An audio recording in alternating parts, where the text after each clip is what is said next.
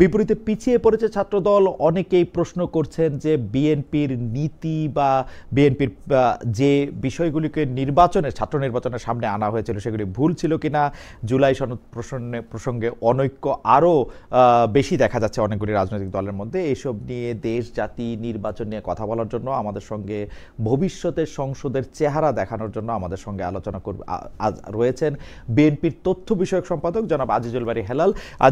আজিজুল বারী হেলাল ভাই, আপনি আমাদের সাথে যুক্ত হয়েছেন, সেজন্য আপনি আমাদের ধন্যবাদ জানবেন। আপনাকে শুভেচ্ছা এবং স্বাগতম।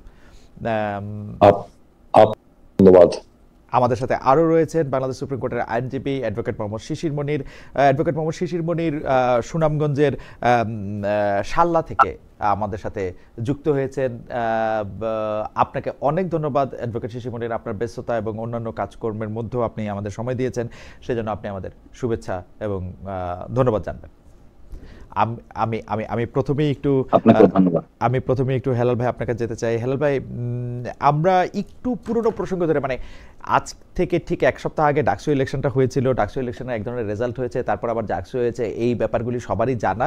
কিন্তু আমি সরাসরি প্রশ্ন করতে চাই যে এই ডাকসু ইলেকশনে অনেকেই বলছেন এক ধরনের ভরাডুবি হয়েছে ছাত্রদলের, যে ছাত্রদল অনেক বেশি স্ট্রং থাকার কথা।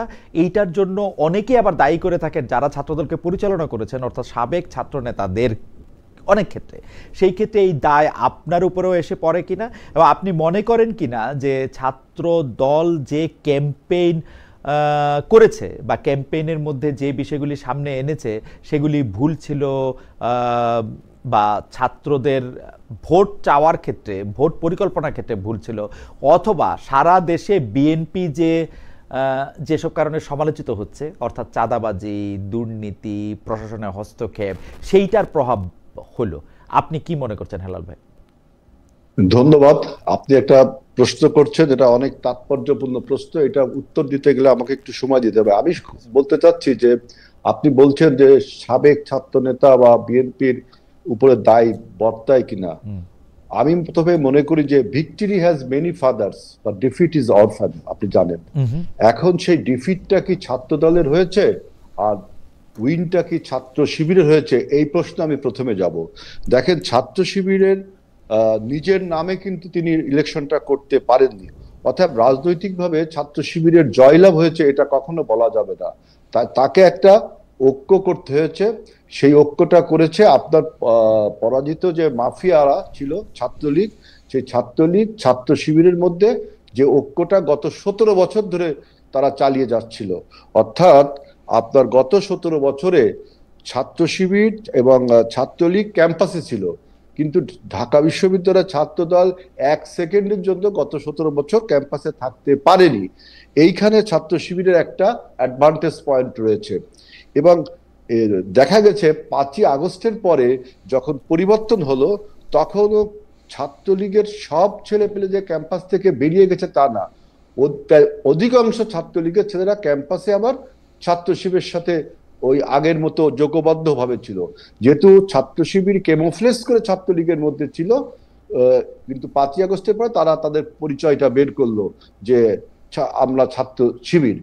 আপনার ছাত্র শিবিরের বিভিন্ন কমিটিতে সেটা দেখেছেন এবং এটা নিয়ে হাইকোর্টে রিটও হয়েছে। অর্থাৎ ছাত্রলীগ এবং ছাত্র শিবিরের যৌথ প্রযোজনায় যে ভর্তি হয়েছে, এবং এই 17 বছরে তারা এখানে কাজ করেছে, ছাত্রদল সেখান থেকে মাত্র 1 বছর কাজ করার সুযোগ পেয়েছে। এবং আরেকটি বিষয় আপনি দেখবেন যে একটা ইমোশনাল ব্ল্যাকমেইল এখানে করা হয়েছে, যেটা পলিটিক্সে ইন লং রান আমাদের ক্ষতির কারণ হবে। যেমন হলে যখন ডাকসু নির্বাচনের স্কেডিউল ঘোষণা করা হলো, বা তখন ছাত্র শিবির আপনার সাধারণ ছাত্রদের নাম ধারণ করে ছাত্রলীগকে নিয়ে তারা একটা ঘোষণা করলো যে হলে হলে ছাত্র রাজনীতি করা যাবে না। আমি বিশ্বাস করি গত 17 বছরে হলগুলোতে যেভাবে আপনার গণরুম গেস্টরুমের নির্যাতন করা। আমি কি একটু ইন্টারাপ্ট করতে পারি? মানে আপনি কি এইটা বলতে চাইতেছেন যে মানে ছাত্র শিবির নিজের নাম দেয়া প্যানেল দেয় নাই এবং ছাত্রলীগের সাথে তারা একটা আতাত করে তারা ছাত্রদলকে হারাইছে, এইটা কি ব্যাপার? আমি বলছি যে গত 17 বছর ছাত্রলীগ এবং ছাত্র শিবির একত্রে ক্যাম্পাসে ছিল। 5ই আগস্টের পরিবর্তনের পরে তাদের একত্রে কি ছিল হেলাল ভাই? ওই ক্যামোফ্লেজ করেছিল। আপনি দেখছেন যখন ছাত্র শিবিরের কমিটি ডিক্লেয়ার করা হচ্ছে তখন বলা হচ্ছে যে অমুকে ছাত্রলীগের কলা ভবনের অমুক ছিল, যেমন ফরাদের বিষয়ে বলা হয়েছে, ফলাদের বিষয়ে বলা হয়েছে সমাজ কল্যাণ ইনস্টিটিউটের সে সেক্রেটারি ছিল ছাত্রলীগের। এটার জন্য রিটও হলো, আপনি এটার জন্য রিটও হলো। সুতরাং আমি বলছি তারা একটা কৌশল অবলম্বন করছে। আপনি জানেন যে কোন কৌশলই আমি যদি এখন ছাত্রলীগের কমিটিতে থাকছে বলে ফরহাদ সাহেবকে এবং সাদিক কায়েম সাহেবকে বলিও, তাহলে তাতে কি তারা এটা ভোটে কোনো অ্যাডভান্টেজ পাবে? মানে আমি আওয়ামী লীগে লুকায় ছিলাম, এখন আওয়ামী লীগ আমার ভোট দিবে, এগুলি যুক্তির কথা হেলাল ভাই? আপনি যুক্তির কথা এই জন্য যে ছাত্রলীগের ভিতরে ছাত্র শিবির ক্যামোফ্লেজ করে ছিল। যখন ছাত্র শিবির 5ই আগস্টের পর নিজের পরিচয়টা বের করলো তখন ছাত্রলীগের আশ্রয়স্থল হয়ে গেল ছাত্র শিবির, অর্থাৎ তাদের মধ্যে একটা নেক্সাস বা একটা অ্যালায়েন্স তৈরি হলো গোপনে সেটা। এবং আমি একটু গোপনে মানে আশ্রয়টা হলো গোপনে, তাই না হেলাল ভাই? গোপনে। কিন্তু আরেকটা কথা আপনি বলতে পারেন, বিএনপি যে প্রকাশ্যে আওয়ামী লীগের আশ্রয় দিয়ে আসলো সেইটার কি হবে? গত এক বছর ধরে আপনি বলছেন ডাকসু নির্বাচনে বিএনপি প্রকাশ্যে আওয়ামী লীগকে সাপোর্ট দিচ্ছে এরকম একটা দেখান। বরঞ্চ আমাদের জামাত ইসলামের আমির শফিকুর রহমান সাহেব প্রথমেই বলেছে যে আওয়ামী লীগকে ক্ষমা করা যেতে পারে, অতএব আওয়ামী লীগকে ক্ষমা করতে হবে। এবং প্রেস ক্লাবে তাদের দহরম মহরম দেখেছি। এবং বাংলাদেশে এখনো আওয়ামী লীগ পুনর্বাসনে জামাত ইসলামের যে কাজ করছে, যা আমরা যারা প্রান্তিক পর্যায়ে কাজ রাজনীতি করি, শিশির মনিরও প্রান্তিক পর্যায়ে কাজ করে, কিভাবে আপনার আওয়ামী লীগকে বিভিন্ন ভাবে শেল্টার দেওয়া হচ্ছে এটা আমরা দেখেছি। আপনি যদি সময় দেন তাহলে আমি এটা নিয়ে ঠিক আছে। মানে ব্যাপারটা হলো কি যে জামায়াত যেহেতু আওয়ামী লীগের সাথে একটা দহরম মহরম আছে, ছাত্রলীগের সাথে যাতে ছাত্র শিবিরের একটা দহরম মহরম আছে, এই জন্য তারা ডাকসুতে জিতছে, ব্যাপারটা কি এরকম? এবং ডাকসুতে যে ভোটের ব্যবধানটা দেখেন, এই ব্যবধানটা কিন্তু এত হওয়ার কথা না। ওরা এই জন্য জিতছে এটা আমি বুঝলাম, কিন্তু ছাত্রদল হারলো কেন? ছাত্রদল তো একসময় সবার সাথেই। আমি তো বললাম যে আমরা 17 বছর কাজ করতে পারিনি, মাত্র 1 বছর কাজ করেছি। সেখানে আরেকটা বিষয় আপনি যেটা বলতে দেননি, যে হলে হলে ছাত্র রাজনীতি বন্ধ করতে হবে। একটা ইসলামী ছাত্র শিবির সাধারণ ছাত্রদের নাম করে এই ন্যারেটিভটা তুলেছিল। এবং আমি বলছি যে 17 বছরের হলগুলোতে যে গণরুম গেস্ট রুমে যে নির্যাতন, সেখানে ছাত্ররা একটা ট্রমাটাইজ ছিল যে আসলে যদি হলে হলে ছাত্র রাজনীতি হয় তাহলে তো মনে আবার সেই অবস্থা ফিরে যাবে। এই যে তাৎক্ষণিক একটা ইমোশনটা ছাত্রদের ইমোশনটা কাজে লাগিয়েছে। এবং ছাত্র আমার বক্তব্যটা শেষ শেষ করলে আপনি বুঝবেন। আমরা তখন লঙ্গার ভার্সন চিন্তা করলাম যে হলে হলে ছাত্র রাজনীতি না করলে ছাত্র রাজনীতির ভবিষ্যৎটা কি, আপনি খালি কোথায় করবেন, ক্যাম্পাসে কোথায়? ক্যাম্পাস বলতে তো হল, আপনি ঢাকা বিশ্ববিদ্যালয়ের ছাত্র মানে হলের ছাত্র রাজনীতি বন্ধ করার যে অযৌক্তিক একটা কথা তারা বলেছিল, এবং ওইখানে একটা 17 বছরের যে ট্রমা ছাত্রদের, ওই আবেগটা ছাত্র তখন কাজ করেছে। কিন্তু ছাত্রদল বিপরীতে গেল, লঙ্গার ভার্সন চিন্তা করলো যে না, হলে হলে ছাত্র রাজনীতি করতে হবে, এই জন্য আমরা কমিটিও দিলাম। এইখানে ছাত্র শিবির বা ছাত্রলীগ একটা আপনার একটা তাৎক্ষণিক একটা ইমোশনকে তারা আমরা এটা বিস্তারিত আলাপে আসবো না, কিন্তু মোটামুটি ভাবে ছাত্র দলের ক্যাম্পেইনে কোনো ভুল ছিল না, ছাত্র দলের অন্য কার্যক্রমে বা কোনো ভুল ছিল না, বিএনপির কোনো সমালোচিত বা বিতর্কিত কোনো কার্যক্রমেরও কোনো প্রভাব ছিল না, যা মানে আমি বুঝলাম আর কি আপনার কথায়, যে ডাকসুতে এটা হচ্ছে কারণ ইসলামী ছাত্র শিবির আর ছাত্রলীগে এক হয়ে গেছিল, ছাত্র দলকে রাজনীতি করতে দেয় নাই, তারপরে হলে কমিটি করতে দেয় নাই, এই জন্যই তো, আর বাকি সব ঠিক ছিল। আমি আরেকটা ভুলের কথা বলি, আপনি আমাদের একটু সমালোচনা করি। আজকে দেখেন ছাত্রদল প্রায় 5000-এর উপর 5500 ভোট পেয়েছে, 5700 মতো আমাদের ভিপি পদ ভোট পেয়েছে। আপনি দেখেন বামপন্থী মেঘমল্লার বসুরা 5000 ভোট পেয়েছে, ওবামা 3 থেকে 3500 ভোট পেয়েছে। আমরা যদি এই অ্যালয়টা করতাম, এই অ্যালায়েন্সটা করতাম, তাহলে তো ওদের অ্যালায়েন্স পারতো না। আপনাদেরকে এই আমাদের এই দুর্বলতা আপনি বলতে পারেন। আপনারা অ্যালায়েন্স করতাম মানে কি আপনাদের সাথে কেউ অ্যালায়েন্স করতে চাইছে কিনা?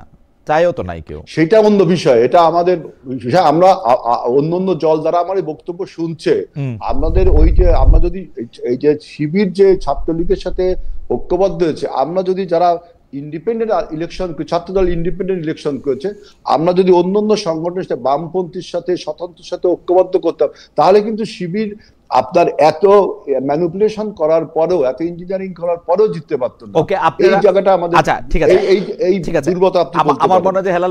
আমার মনে হয় যে হেলাল ভাই আপনি যা বলেছেন তা নিশ্চয়ই আপনি তবে ডাকসু নির্বাচনে কিন্তু আমরা সাধুবাদ জানিয়েছি, ধন্যবাদ জানিয়েছি, সেটা আপনি জানাইছেন, কিন্তু নেতাদেরকেও ধন্যবাদ। কিন্তু হেলাল ভাই আমার মনে হয় যে আপনি আপনার বক্তব্যটা নিশ্চয়ই ভেবেচিন্তেই বলছেন, বা এটা আপনার দলের অবস্থান থেকে আপনি বলছেন, কিন্তু আমার কাছে মনে হয় যে যুক্তিগুলি আপনি দেখাচ্ছেন সেগুলি হয়তো আপনি আবার একটু রিভাইজ করবেন কিনা, একটু দেখবেন কিনা, কারণ আপনি যতদিন পর্যন্ত, এটা আপনার ব্যাপার, দর্শকরা শুনছে। আমি নেক্সট ইলেকশনে তো আমাদের অবশ্যই আমি একটু অ্যাডভোকেট শিশির মনিরের কাছে যেতে চাই, অবশ্যই নতুন করে ভাবতে হবে। অ্যাডভোকেট শিশির মনিরের কাছে আপনি যেতে চাই। খালি আমি একটু বলে রাখি হেলাল ভাই, আপনি ইউনিভার্সিটিতে আমার শুধু বড় ভাই নন, আপনি বিভিন্ন বিষয়ে আপনার সাথে আমার অনেক কথা, আপনার যুক্তি আমার পছন্দ হয় না, এটা আমি খালি বলে রাখলাম আর কি। যাই হোক, আমি একটু অ্যাডভোকেট শিশির মনিরের কাছে একটু যাই। অ্যাডভোকেট শিশির মনির, আপনারা যে ডাকসু এবং জাকসুতে এরকম একটা জয় পেল, আর আপনারা বলতে ইসলামী ছাত্র শিবির যে পেল, আমি যদি জামায়াত ইসলামী কে মনে করি যে একটা প্যারেন্ট অর্গানাইজেশন বা একটা বড় অর্গানাইজেশন, সেই অর্থে আমি বলতেছি, বা আপনি নিজে আগে ইসলামী ছাত্র শিবির করতে, সেই অর্থে বলতেছি, মানে কোনো ইয়া করার জন্য না। তো সেই ক্ষেত্রে আপনি কাকে আসলে বেশি ক্রেডিট দিবেন, যে এটা কিসের জন্য, মানে আপনাদের আসলে এই জয়ের পেছনে সবচেয়ে বড় নিয়ামক ভূমিকা কে পালন করছে? আমার প্রশ্নটার আরেকটু ছোট্ট লেজ আছে, লেজটা হচ্ছে এরকম, আমরা কিন্তু জানি ইসলামী ছাত্র শিবির বা জামায়াতে ইসলামী কিরকম করে জীবন পরিচালনা করবে, তারা একটা নির্দিষ্ট একটা কাঠামোর মধ্যে, একটা নিয়ম কানুনের মধ্যে, আপনি নিজেও বড় নেতা আছেন, ছিলেন, সেটা আপনি জানেন। কিন্তু আমরা এবার যখন ক্যাম্পেইন দেখছি, সেই ক্যাম্পেইনের ক্ষেত্রে, বিশেষ করে ঢাকা বিশ্ববিদ্যালয়ের ক্যাম্পেইনের ক্ষেত্রে আমরা দেখছি যে সেসব নিয়ম কানুন, অর্থাৎ নারী পুরুষ আলাদা করে যে ক্যাম্পেইন চালানোর কথা, সেই মিটিং সিটিংগুলি যে আলাদা হওয়ার কথা, কঠোর পর্দা প্রথা মানার কথা, সেগুলি আপনারা শিথিল করছেন। সেটা কি শুধু ঢাকা বিশ্ববিদ্যালয়ের জন্য শিথিল করছেন? আপনাদের জামাতে ইসলামের সিস্টেমই চেঞ্জ হয়েছে? কারণ আমি যদ্দূর খবর রাখি, আমি দেখি যে আপনারা এইসব বিষয়ে এত স্ট্রিক্ট যে ছাত্র শিবির এবং জামায়াতের যে গঠনতন্ত্র আছে, আপনারা প্রায়ই সদস্য পদ লাভের যোগ্যতা এবং অযোগ্যতা, এমনকি সদস্য পদ খারিজের ক্ষেত্রে এগুলিকে অনেক প্রাধান্য দেন। কিন্তু এইবার আমরা ক্যাম্পেইনেও দেখছি, পরেও দেখছি, কথায়ও দেখছি, সেগুলির ব্যাপারে আপনাদের চেঞ্জ আমি দেখতে পাচ্ছি। আমার প্রশ্নের দুটি অংশ, একটি হচ্ছে যে আপনি কৃতিত্ব কারে দিবেন, দুই হচ্ছে এই পরিবর্তন যে আমি দেখতে পাচ্ছি, এই পরিবর্তন কি জামায়াতে ইসলামী বা ইসলামী ছাত্র শিবিরেরই পরিবর্তন, নাকি এটা শুধু আপাত পরিবর্তন ডাকসু নির্বাচনকে বা জাকসু নির্বাচনকে সামনে রেখে? অ্যাডভোকেট শিশির মনির।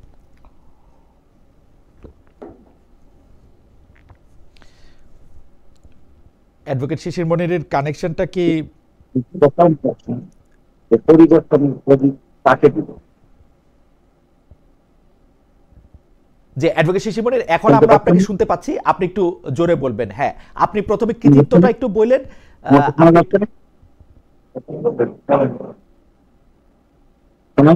হ্যাঁ জি, বলেন।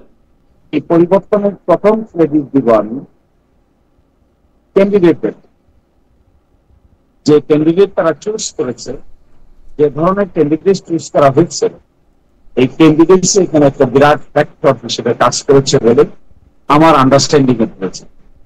আপনি দেখবেন ছাত্র শিবিরের পক্ষ থেকে কিংবা এই প্যানেলের পক্ষ থেকে যাদেরকে ক্যান্ডিডেট ফিক্স আপ করা হয়েছে, তারা শুধুমাত্র শিবিরের লেন্স দিয়ে তাদেরকে দেখলে হবে না।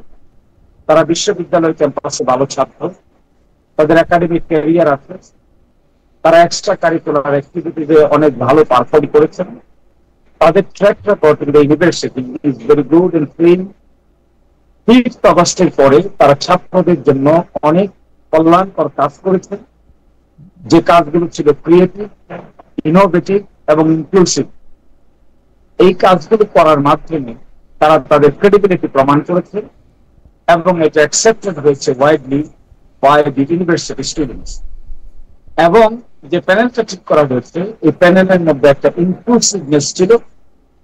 এই ইনক্লুসিভনেসটা এখানে গুরুত্বপূর্ণ ভূমিকা পালন করেছে বলে আমি মনে করি। একই সাথে অ্যাডভোকেট শিশির মনির, আমার একটা ছোট্ট জিজ্ঞাসা আছে। একটা হচ্ছে যে ক্যান্ডিডেট চুজ করা হয়েছে, তাকে আপনি বড় কৃতিত্ব দিচ্ছেন, একটা হচ্ছে ক্যান্ডিডেট চুজ করা হচ্ছে, সেটাকে আপনি বড় কৃতিত্ব দিচ্ছেন। এই ক্যান্ডিডেটটা চুজ করার ক্ষেত্রে কি প্রক্রিয়া অনুসরণ করা হয়েছে সেটাও যদি একটু বলতেন, এটাকে মানে এটা কিভাবে করা হয়েছে। আর দুই হচ্ছে ছাত্রদের কল্যাণের জন্য যেসব কাজ করা হয়েছে। অ্যাডভোকেট শিশিরমণি, আপনি কি আমাকে শুনতে পাচ্ছেন?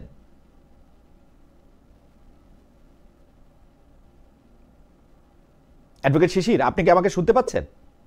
শুনতে পাচ্ছি। আমার দুইটা প্রশ্ন, ক্যান্ডিডেটটা কিভাবে চুজ করা হয়েছে সেটাও যদি একটু বলতেন, প্রক্রিয়াটা কি অনুসরণ করা হয়েছে। দুই, ছাত্রদের কল্যাণের জন্য যে ছাত্রদের কল্যাণের জন্য যে কাজগুলি করা হয়েছে সেইটার ব্যয় তো আছে কিছু। অনেকেই বলছেন যে কোটি কোটি কোটি টাকা জামায়াতে ইসলামী ছাত্র শিবিরকে দিয়েছে। এই ব্যাপারটাও যদি একটু আমাদের বলতেন যে এই টাকা আসলে কত টাকা খরচ হয়েছে, কিভাবে এই টাকাগুলি এসেছে এই ছাত্রদের কাছে। জনাব শিশিরমণির। আপনি আমাকে প্রথম দুইটা প্রশ্ন করেছিলেন, আপনি আমাকে প্রথম যেটা প্রশ্ন করেছিলেন তার উত্তর আমি দিতে পারি নাই। না না, সেইটার মধ্যে থেকেই উত্তর। আপনি বলেছেন যে আমি বলেছি যে বিজয়ের জন্য আপনি কাকে কৃতিত্ব দিবেন, সেটার মধ্যে আপনি বলছেন যে ক্যান্ডিডেট চুজ করা হয়েছে খুবইটা, আর ছাত্রদের কল্যাণের জন্য কাজ করা হয়েছে। আমি জাস্ট স্পষ্ট করলাম যে ক্যান্ডিডেট চুজ করাটা কিভাবে হয়েছে, আর ছাত্রদের কল্যাণের জন্য যে টাকাগুলি ব্যয় করা হয়েছে সেগুলি কোত্থেকে এসছে বা কত টাকা ব্যয় করা হয়েছে।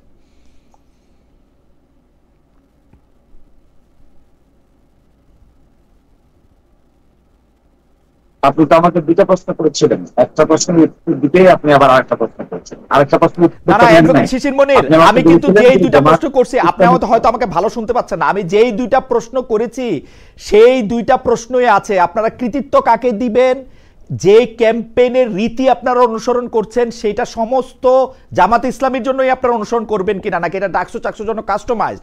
আর যে কৃতিত্বের প্রশ্নে আপনি উত্তর দিয়েছেন ক্যান্ডিডেট চুজ করা ভালো হয়েছে। দুই হচ্ছে আপনাদের যারা ছাত্র কল্যাণে অনেকগুলি কাজ করা হয়েছে। আমার প্রশ্ন এই দুইটা কিভাবে করা হয়েছে, কত টাকা ব্যয় করা হয়েছে, ওইটা যদি একটু বলে দ্বিতীয় প্রশ্নে আসেন। আমি নতুন প্রশ্ন করি নাই।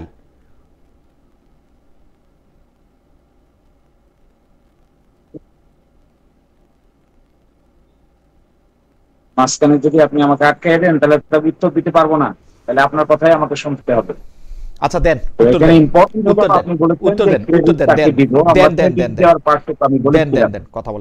বলতেছেন যে এইটার ব্যয় কোথা থেকে এসেছে। আপনি দেখবেন ছাত্র শিবির এমন একটা অর্গানাইজেশন, তার নিজস্ব ফাইন্যান্সিয়াল মেকানিজম আছে এবং নিজস্ব ইন্ডিপেন্ডেন্ট স্ট্রং মেকানিজম আছে।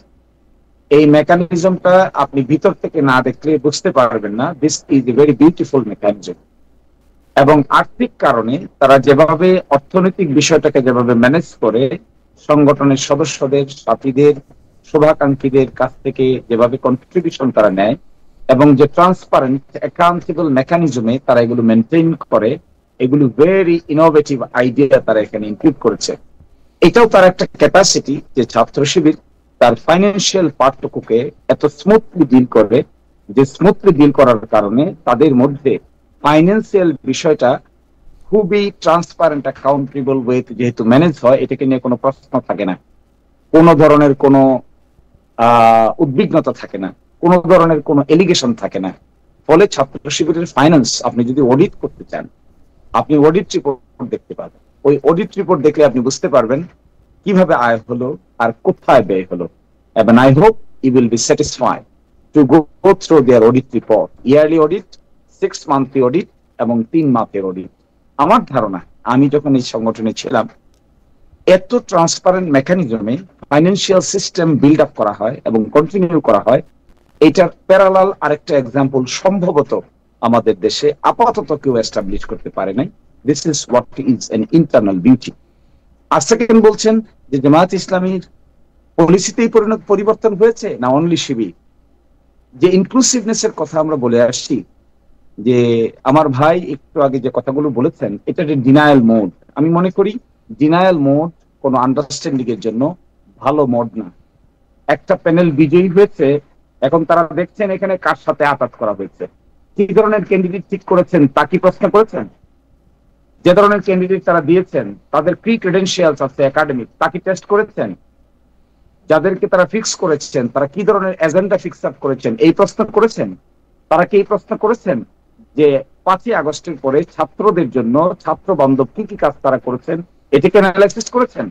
এই অ্যানালাইসিস না করে যদি আপনি ষড়যন্ত্র তত্ত্ব দাঁড় করাতে পারবেন, কিন্তু ডিনায়াল মোডে কোনোদিন সত্যের দেখা খুঁজে পাবেন না। ফলে আমি মনে করি এই যে একটা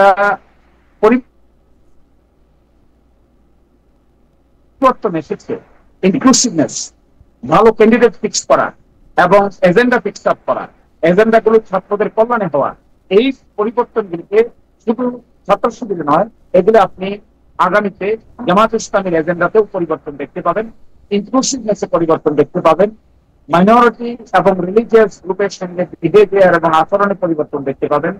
এবং অবশ্যই আমরা আগামী নির্বাচনে ক্রিয়েটিভ ইনোভেটিভ আইডিয়া ইন্ট্রোডিউস করব, যা নাকি বাংলাদেশের মানুষের সামনে একটা ধর্ম, বর্ণ, শ্রেণী নির্বিশেষে নতুন রাজনৈতিক চিন্তা ভাবনার বহিঃপ্রকাশ হবে। এগুলোই আমরা আগামীতে শুধুমাত্র শিবিরে নয়, জামাত ইসলামী তার ন্যাশনাল নির্বাচনে এই এজেন্ডা গুলো প্রকাশ করবে। আমাদের প্রত্যাশা যে হয়তো বাংলাদেশের সামনে বিকল্প রাজনৈতিক চিন্তা ভাবনা হিসেবে, ইনক্লুসিভ পলিটিক্স হিসেবে নতুন ডাইমেনশন অ্যাড করবো আমরা, যা ছাত্র শিবির এটা প্রাথমিক ম্যানিফেস্টেশন মাত্র। আর জামায়াত ইসলামী জাতীয় নির্বাচনে তা অত্যন্ত জোরসোরে পরিকল্পনা চলছে, আলোচনা চলছে, প্রিপারেশন চলছে। আপনারা দ্রুতই তার ম্যানিফেস্টেশন দেখতে পাবেন। অ্যাডভোকেট শিশির মনির, আপনি অনুমতি দিলে আপনাকে আমি আবার জিনিসটা বলি। আপনি কি শুনতে পাচ্ছেন? আপনি কানে ওইটা দিলে কি শুনতে পাবেন? অ্যাডভোকেট শিশির মনির, আমি কিন্তু শিবিরের ফিনান্সিয়াল জায়গা নিয়ে আমি প্রশ্ন আমি এই পর্যায়ে আমি আপনাকে প্রশ্ন করি নাই। আমি শুধু বলছি যখন ছাত্রদের কল্যাণের জন্য যেগুলি ব্যয় করা হয়েছে সে ব্যয়ের মধ্যে থেকে জামায়াতে ইসলামী বাড়তি কোনো টাকা শিবিরকে এই সময় দিয়েছে কিনা। কেউ কেউ বলে থাকেন যে কোটি কোটি টাকা ব্যয় করা হয়েছে। আমার প্রশ্ন হচ্ছে যে দেয়া হয়েছে কিনা জামায়াতে ইসলামী থেকে ইসলামী ছাত্র সংগঠনের জন্য, মানে এই প্যানেলটার জন্য।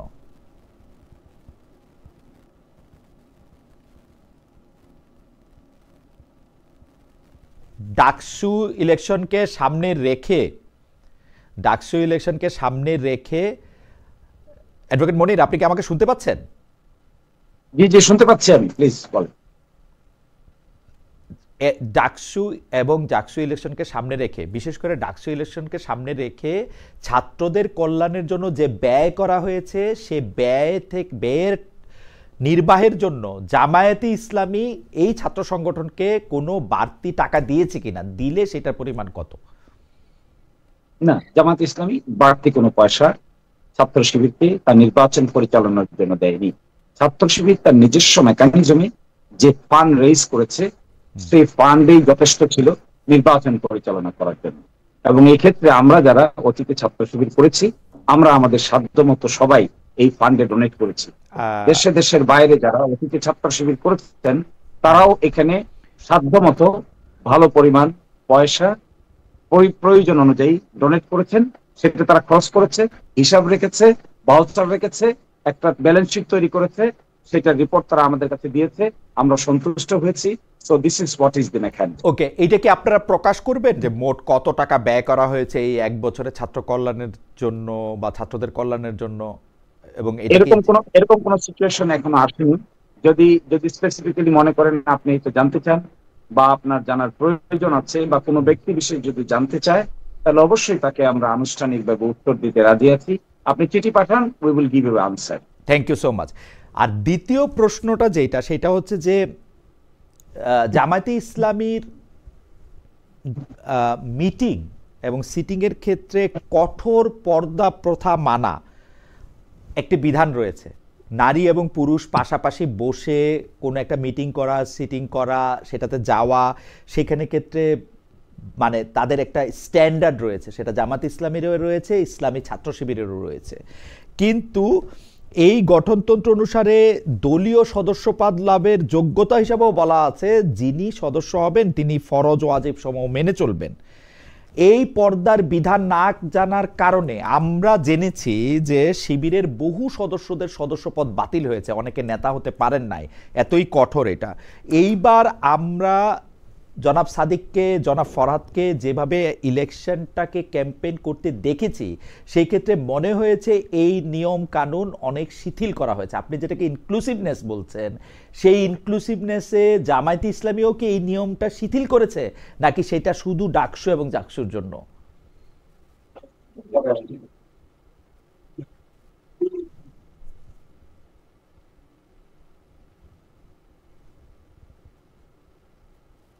অ্যাডভোকেট মনিরা, আপনি যেটা বলছেন, জি, আপনি যে কথা বলছেন যে এখানে ফরজ এবং ওয়াজিবকে শিথিল করা হয়েছে কিনা। হুম, আচ্ছা, কে কি পোশাক পরবে আর কে কি পোশাক পরবে না, এটা ডিটারমিন করার দায়িত্ব তো আমার বা আপনার না। একজন ব্যক্তিকে হিজাব পরবে, কে নিকাব পরবে, কে আলট্রা মডার্ন ড্রেস পরবে, এটা সম্পূর্ণ তার ব্যক্তিগত ব্যাপার এবং তার রাইট টু প্রাইভেসি। এই রাইট টু প্রাইভেসিকে আমরা অলওয়েজ রেসপেক্ট করি, করব। এখন এই ছাত্রদের প্যানেলে, যাকে ইনক্লুসিভ প্যানেল হিসেবে একটি প্যানেলের সম্পাদকীয় পোস্টে তিনি অংশগ্রহণ করেছেন, তার পছন্দ মতো তিনি পোশাক করেছেন এবং প্রটোকল অনুযায়ী তিনি যেখানে বসবেন সেখানে তাকে বসতে দেওয়া হয়েছে, তিনি বসবেন সেখানে। তাতে তো ছাত্র শিবিরের নীতি পদ্ধতিতে কোন ধরনের পরিবর্তনের প্রয়োজন আছে বলে আমরা মনে করি।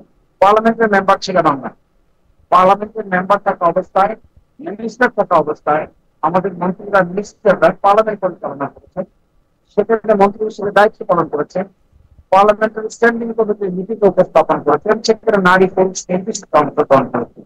এই যে পাবলিক ডোমেইনে জামায়াতে ইসলামী পাবলিক ডোমেইনে পার্টিসিপেট করছে, অন্যের রাইটকে এক্সারসাইজ করার জন্য রেসপেক্ট, রাইট টু প্রাইভেসিকে প্রোটেক্ট করছে, আমি তো মনে করি this innovative ideas and thoughts should be welcome by each and everyone. এবং এই ক্ষেত্রে ছাত্র শিবির বা জামায়াত ইসলামীর ব্যক্তিগত পন্থা মানার যে বিধান, তা নিশ্চয়ই শিথিল না করেও পাবলিক ডোমেইনে এই সমস্ত কাজ করতে ছাত্র শিবিরের গঠনতন্ত্রে কোনো বাধা নেই, জামায়াত ইসলামের গঠনতন্ত্রের কোনো বাধা নেই। এবং আপনি দেখতে পাবেন আগামীতে জাতীয় সংসদ নির্বাচনে আমরা ধর্ম, বর্ণ এবং লিঙ্গ নির্বিশেষে আমরা এখানে সংসদ সদস্য পদপ্রার্থী দেওয়ার চেষ্টা করব, যেন বাংলাদেশের বৃহত্তর জনগোষ্ঠীর আস্থা অর্জন করতে পারে।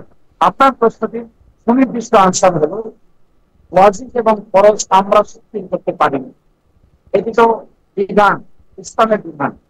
কিন্তু কোন ব্যক্তির right to life and liberty কিংবা প্রাইভেসি আমরা ভঙ্গ করতে পারিনি, কারো চয়েসে আমরা অ্যাটাক করতে পারিনি, কারো চয়েসকে আমরা বাধ্য করতে পারিনি। এটা কমপ্লিটলি ওই ব্যক্তি বিশেষের চয়েস, তিনি কোন পোশাক পরবেন, কিভাবে আচরণ করবেন। এই ক্ষেত্রে বৃহত্তর অ্যালায়েন্স গঠনের ক্ষেত্রে জামাত বা শিবিরের সদস্যের কোন বাধা কিনা এই মর্মে আমার কাছে মনে হয় মোটেও কোনো বাধা নয়, বরঞ্চ তারা যে কাজ করেছে ওটা বাংলাদেশে একটা এক্সাম্পল হিসেবে থেকে যাবে।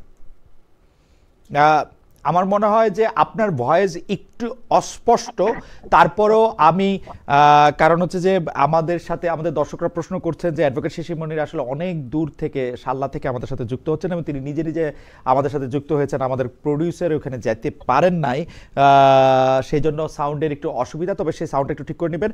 আমি যে যতটুকু জনাব শিশির মনিরকে বুঝলাম সেটার মধ্যে তিনি বলতে চাইলেন যে এটা কে কি কোন পোশাক পরবে, কিভাবে ক্যাম্পেইন করবে, এটা তার নিজস্ব প্রাইভেসির জায়গা, এখানে জামাত শিবিরের আলাদা করে কোনো কিছু বলার নাই, পরিবর্তনের কোনো জায়গা নাই, এটা ইনক্লুসিভনেস। এবং আমি যতদূর বুঝেছি, correct me if I am wrong advocate Shishir Monir, তার মানে জামায়াতে ইসলামী ও তার ক্যাম্পেইনের ক্ষেত্রে আমরা কিন্তু গত কয়েক দশক ধরে জামায়াতে ইসলামী যখন ইলেকশনে ক্যাম্পেইন করেছে তখন কিন্তু এটা আমরা দেখি নাই। আমরা ক্যাম্পেইনের মধ্যে আমার এই প্রশ্নটার কারণে হচ্ছে যে জামায়াতে ইসলামীর যে সচরাচর ক্যাম্পেইন, সেই ক্যাম্পেইনের সাথে বিশ্ববিদ্যালয়ের ডাকসুর ক্যাম্পেইনের একটি স্পষ্ট তফাৎ ছিল। আপনি যেটা বলছেন সেই রকম ভাবেই আসলে ডাকসুর ক্যাম্পেইন পরিচালিত হয়েছে, ডাকসুর ক্যাম্পেইন পরিচালিত হয়েছে। জামায়াতে ইসলামীকে আমরা এরকম আগে দেখি নাই, তার মানে জামায়াতে ইসলামীও এইটা এরকম একটা ক্যাম্পেইনকে এখন স্বাগত জানাচ্ছে, যেখানে আসলে নারী পুরুষকে কে কি পোশাক পরবে, কিরকম করে ক্যাম্পেইন করবে, আলাদা মিটিং করবে কিনা, আলাদা সিটিং করবে কিনা, সেরকম কোনো বাধ্যবাধকতা এখন আর তেলে নাই, তাই তো?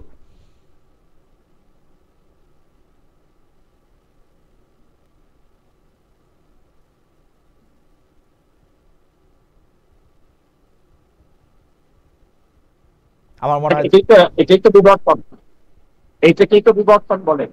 এবং সময়ের প্রেক্ষাপটে আপনি আপনার প্রোগ্রাম চিন্তা চেতনাকে ঢেলে সাজাবেন, এইটাও ইসলামের একটা বিধান। আপনি ইউ উইল নট বি স্ট্রিক্টেড। আপনি যখন একটা পার্টিকুলার সার্কামস্টেন্সেসকে অ্যাড্রেস করার জন্য আপনি যখন নিউ ডাইমেনশন অ্যাড করবেন, হিউম্যান থিঙ্কিং কে আপনি ওয়েলকাম করবেন, তখনই আসলে একটা আন্ডারস্ট্যান্ডিং এর মধ্যে ডাইমেনশনগত পরিবর্তন সূচনা হয়। তো জামাত ইসলামী বলেন আর ইসলামী ছাত্র শিবিরের বলেন, এই যে ডাইমেনশনের কাজটুকু তারা করছেন, তারা ইনক্লুসিভ চিন্তা ভাবনা করছেন, ওয়াইডার স্পেকট্রাম অফ পিপলকে অ্যাড্রেস করার চিন্তা ভাবনা করছেন। আমি মনে করি this is very positive, not only in the university campus but also for the future of education.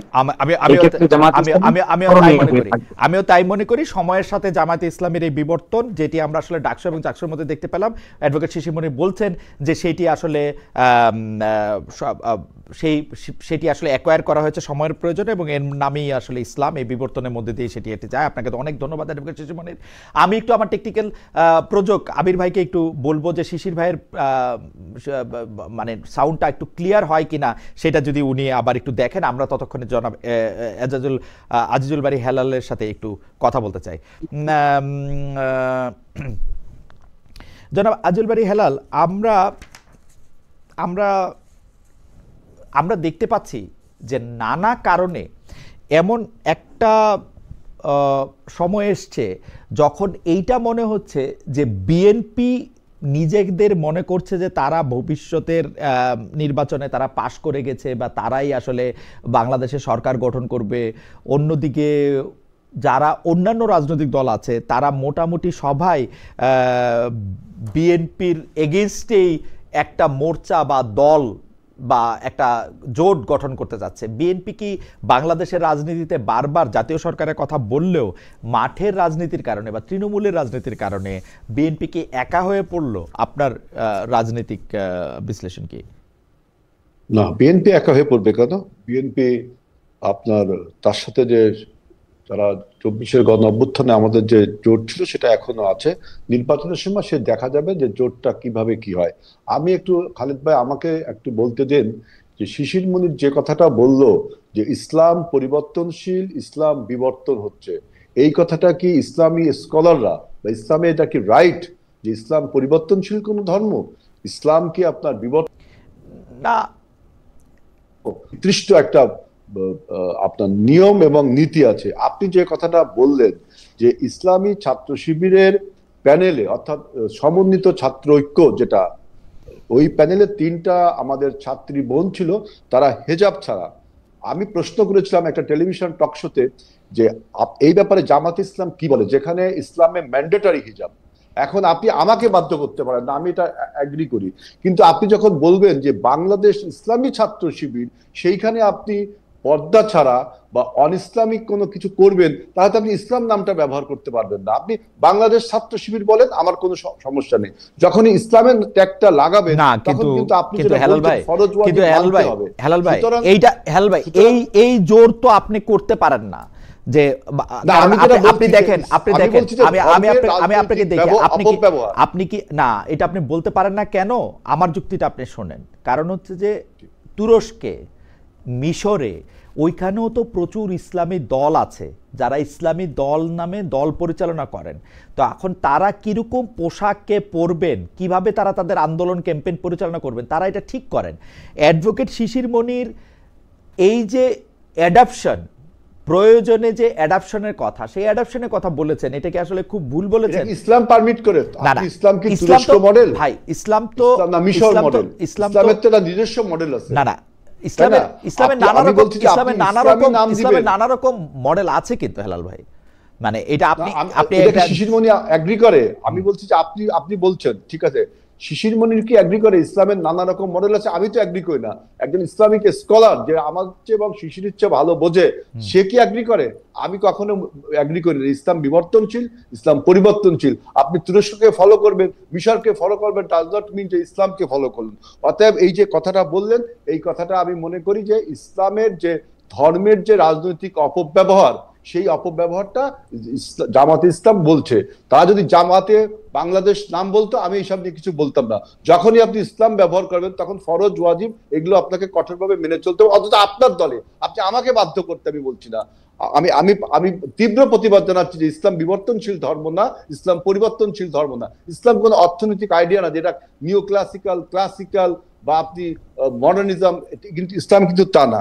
আর একটা বলছে যে দেখেন আপনি ছাত্র সংসদ নির্বাচনে যে অর্থের প্রভাব খাটিয়েছেন তা আপনি স্বীকার করলেন, তাহলে আবার আপনি কিভাবে বলেন যে আগামী জাতীয় নির্বাচনে বা আমাদের যে কোনো জাতীয় নির্বাচনে জামাতে ইসলামের যে অর্থের প্রভাব এবং সে অর্থের উৎসর সন্ধান কিন্তু বাংলাদেশের মানুষ তাহলে জানতে চায় যে আপনি যে ঢাকা একটা কিন্তু হেলাল ভাই উনি তো অর্থের ব্যবহারটা স্বাগত জানালেন, আপনি চিঠি দেন উনি জানাই দিবে, তো উনি তো বলেন না যে উনি এটা লুকিয়ে রাখবে। না আপনি কোন ছাত্র সংসদ নির্বাচনে তিনি বলছেন যে ছাত্ররা এখানে টাকা দিয়েছে। আমার বক্তব্য ছাত্ররা টাকাটা পেল কোথা থেকে? এটা এই অর্থের এইটা যদি আপনি জানতে চান হেলাল ভাই, আপনি যদি এটা জানতে চান উনারা তো এটা জানাবে, ওটা তো উনারা জানাবে। আর আচ্ছা ঠিক আছে, ওনারা জানালে এইটা কিন্তু এই কথা কিন্তু হেলাল ভাই, এই কথা কিন্তু হেলাল ভাই আপনিও কি কইতে পারবেন বিএনপি কেমনে চলে? আমি যদি একটা চিঠি দিয়ে আপনি জানাবেন। আমরা তো বলছি যে আমি আগে একবার একটা টক শোতে আপনাকে বলেছি যে আমাদের দলীয় কর্মীরা চাঁদা দেয় এবং আমরা একটা চিঠি দিলে পুরোটা দেখাবেন কিনা, একটা চিঠি দিলে পুরোটা জানাবেন কিনা উনি যেরকম বলছে? এটা আপনি আমার পার্টির কাছে জানলে অবশ্যই আমি পার্টিকে পার্সু করব আপনাকে জানানোর জন্য। অবশ্যই তার একটা, এবং আমরা কিন্তু নির্বাচন কমিশন। ওকে ধন্যবাদ। আচ্ছা আপনি দুটা প্রশ্ন তুলেছেন যে আপনি বলছেন যে ইসলামের বিবর্তন বা পরিবর্তন নিয়ে বা অ্যাডাপশন নিয়ে যে কথা অ্যাডভোকেট শিশির মনির বলেছেন সেইটাকে আপনি আসলে সেটা ঠিক অ্যাডাপশনের ব্যাপারে একটা কথা আছে, অ্যাজ লং অ্যাজ এটা যদি আপনার একত্ববাদের সাথে সাংঘর্ষিক না হয় তাহলে কিন্তু অ্যাডাপশন। না আপনি একত্ববাদের সাথে সাংঘর্ষিক কই পাইলেন হেলাল ভাই? আমি তো পাইতেছি না। আপনি যেহেতু বলছেন অ্যাডাপশন, আমি তো পরিবর্তনের বিরুদ্ধে বললাম, আমি তো এভলিউশনের বিরুদ্ধে বললাম, কিন্তু যখন অ্যাডাপশন বলবেন তখন আমার বক্তব্য অ্যাডাপশন হবে তখন আমরা নিজেরাই কি ওই কাপড় চোপড় পরে আসি যেটা আসলে পরিবর্তন ছাড়া হয়েছে? না আমি তো আমার নামে কি বলছি যে বাংলাদেশ জাতীয়তাবাদী ইসলামী দল, আপনি ইসলামের নাম নিবেন কিন্তু ইসলামের ম্যান্ডেটরি ইসলামের নাম নিলেই কি ইসলামের নাম নিলেই কি এখন আমাকে আমি এখন কোর্টে যাইতে পারবো, আমি এখন টেলিভিশনে কথা কইতে পারবো, আমি এখন রকেটে চড়তে পারবো, আমি কিছু করতে পারবো? আমি কি বলছি আমি ইসলামী দল? আমি কি বলছি ইসলামী দল নিলে আমার এগুলি বন্ধ হয়ে যাবে?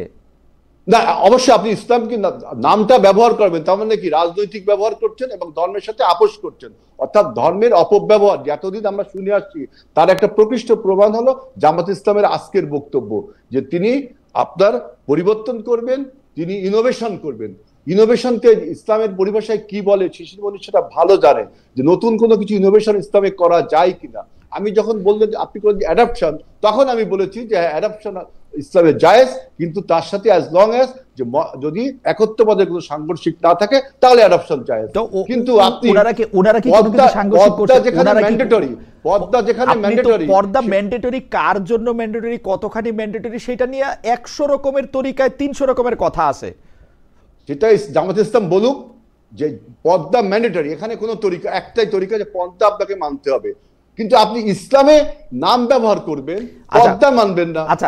আমার মনে হয় হেলাল ভাই আপনার প্রশ্নটা জবাব দেওয়ার আগে আমাদের যদি অ্যাডভোকেট শিশির মনির যদি আমাদের ঠিক মতো শুনে থাকেন, অ্যাডভোকেট মনির আপনি কি একটু রেসপন্ড করবেন? উনি দুটা বিষয় একদম স্পষ্ট প্রশ্ন করেছেন। এক হচ্ছে যে আপনি যে বলেছেন যে বিবর্তন বা এই পরিবর্তন বা অ্যাডাপশন বা অভিযোজন এটা যে আপনি নেন এটা আসলে ইসলাম মানে কিনা, পর্দা সংক্রান্ত একটা জিনিস ম্যান্ডেটরি কিনা, নাকি আপনাকে ইসলামী নামটা আপনি আর ব্যবহার করতে পারবেন কিনা যখন আপনি এই অ্যাডাপশনের মধ্যে দিয়ে যান বা ইভ্যালুয়েশনের মধ্যে দিয়ে যান। অ্যাডভোকেট শিশির মনির আপনি যদি খুব সংক্ষেপে একটু বলেন। আমরা আপনাকে আমার মনে হচ্ছে আপনার এই প্রশ্নের উত্তরে আমি বলবো আমার সম্মানিত বড় ভাই আমাদের আজিজুল বারী হেলাল ভাই সম্ভবত তিনি ইসলামের বেসিক জুরিসপ্রুডেন্স পড়ার সুযোগ পান নাই, অন্যদিকে ব্যস্ত থাকার কারণে, রাজনৈতিক কারণে অন্যদিকে সময় বেশি চলে গেছে, এই জন্য হয়তো তিনি এই প্রশ্ন উত্থাপন করেছেন।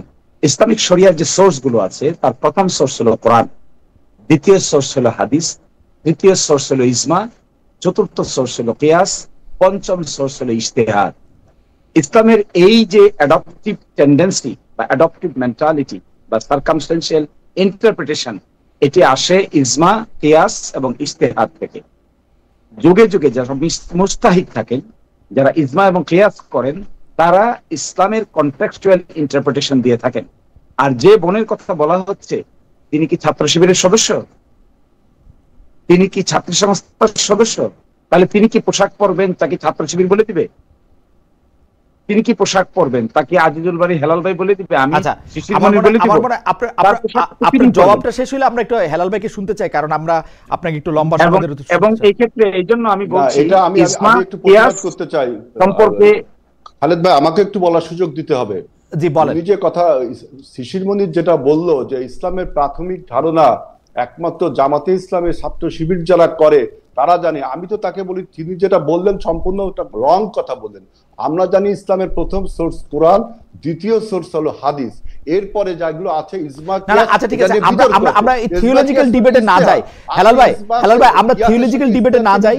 থিওলজিক্যাল ডিবেট করলে আমরা সারাক্ষণই অনেক মনে করেন না খালিদ ভাই, আমাকে বলতে দিতে হবে। জি বলেন বলেন বলেন। শিশির মনির যে কথাটা বললো যে ইসলামের প্রাথমিক ধারণা আমাদের মধ্যে নেই, এইটা আমি প্রমাণ করতে হবে যে তিনি কোথায় পেলেন যে ইজমা কিয়াস মানতে আমরা বাধ্য, তিনি কোথায় পেলেন ইস্তেহাদ মানতে আমরা বাধ্য, ইস্তেহাদ এবং কিয়াসের মধ্যে পার্থক্যটা কোথায় আমি সেটা জানছি। অতএব আমি যেটা বলছি যে ইসলাম আপনার কখনো আপনার পরিবর্তন মেনে নেই কিনা। এখন আপনি নতুন একটা জিনিস ইনোভেশন করবেন ইসলামে, যে আমি আপনার প্রশ্ন বুঝা গেছে আমরা প্রশ্ন বুঝা গেছে। এইটা একটু 1 মিনিট একটু অ্যাডভোকেট সাহেব এটা একটু অ্যাড্রেস করুক, আমরা আবার আপনার কাছে আসতেছি।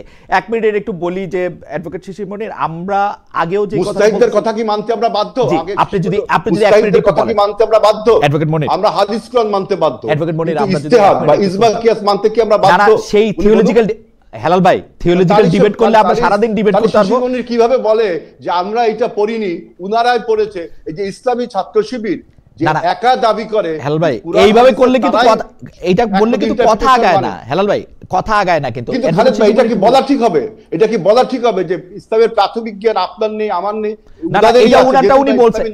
না না, এটা উনি সোলেজেন্সি না, এটা কি ঠিক হলো? এটা উনারটা উনি বলছেন, আপনি বলছেন। এখন অ্যাডভোকেট শিশির মনি, আপনি যদি 1 মিনিট একটু বলেন। এটা কি কাইন্ড অফ আন্ডারমাইন না? এটা কি কাইন্ড অফ আন্ডারমাইন না? আচ্ছা ঠিক আছে,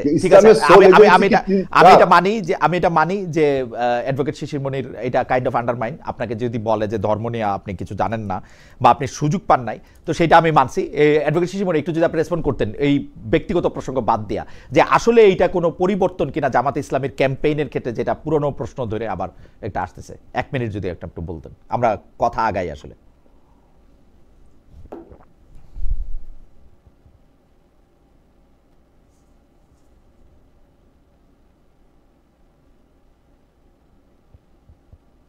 অ্যাডভোকেট মনির, কি আপনি শুনতে পাচ্ছেন আমাকে?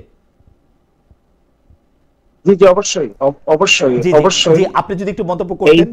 জি, পরিবর্তনের এই ধাপটুকুকে যদি অ্যাকসেপ্ট করা না যায়, তাহলে রাষ্ট্র মেকানিজমে এক্সেপশনালিজম কি করে ক্রিয়েট হবে?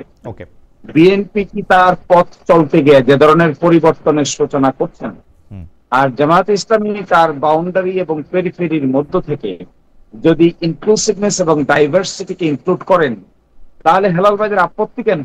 ফ্যান্টাস্টিক। আমার মনে হয় অ্যাডভোকেট মনির আপনাকে এখানে আটকায়। ইসলাম ব্যবহার করলে আপত্তি থাকবে, ইসলামের ব্যবহার করেন না, আমরা আপত্তি নেই। ইসলাম ব্যবহার করলে ইসলামকে মানতে হবে। না না, কোনটা ইসলাম এটাকে আপনি ঠিক করে দিবেন হেলাল ভাই? ইসলাম তো নানা রকম করতে পারে না। না না, এটা ইসলাম তো নানা রকম আছে। আপনি এই কথা থেকে একটু আগান। ইসলাম নানা রকম আছে। ইসলাম নানা রকম আছে, এই কথাটা কি শিশির মনি স্বীকার করে? শিশির মনি ইসলামিক পণ্ডিত, উনি না না, আপনি কি না না হেলাল ভাই, আপনি আমাকে বলেন, আমি থিওলজিক্যাল তর্কে যেতে চাই না। আপনি কি মনে করেন যে তুরস্ক, মিশর, সংযুক্ত আরব আমিরাত, সৌদি আরব এরা অন ইসলামিক দেশ কোনটা?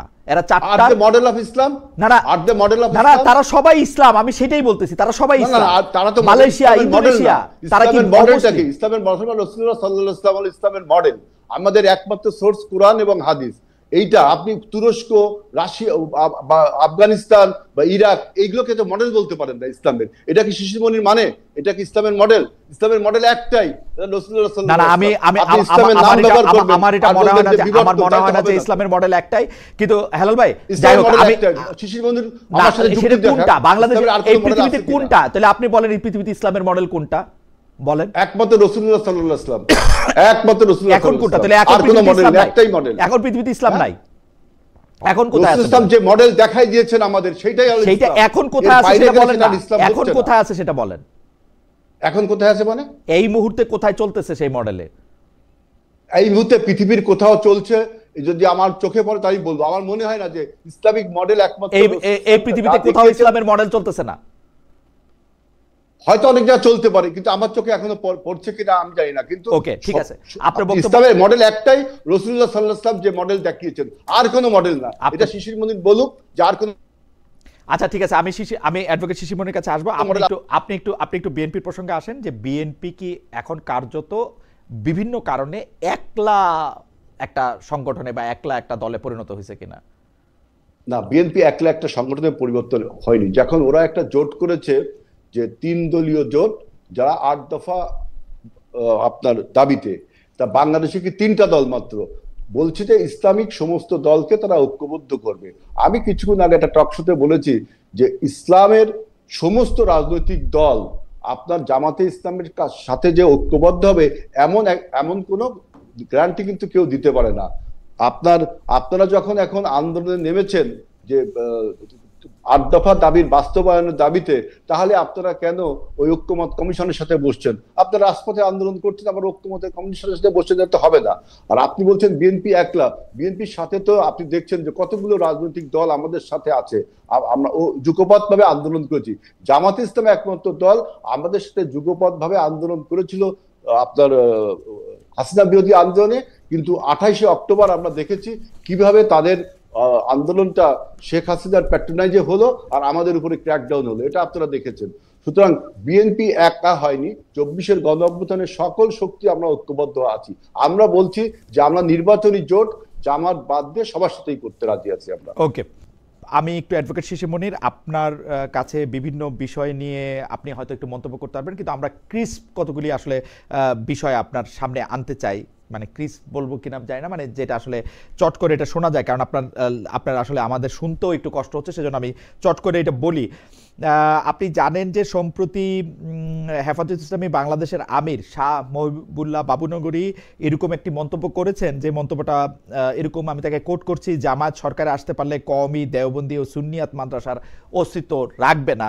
অনেকেই বলে থাকছেন যে জামায়াতে ইসলামী আসলে যে ধরনের ইসলাম কায়েম করতে চাচ্ছে, বা জামায়াত ইসলামের একটা আলাদা কায়েম করার মতো একটা ইসলাম আছে, এটা যদি আপনি একটু অ্যাড্রেস করেন।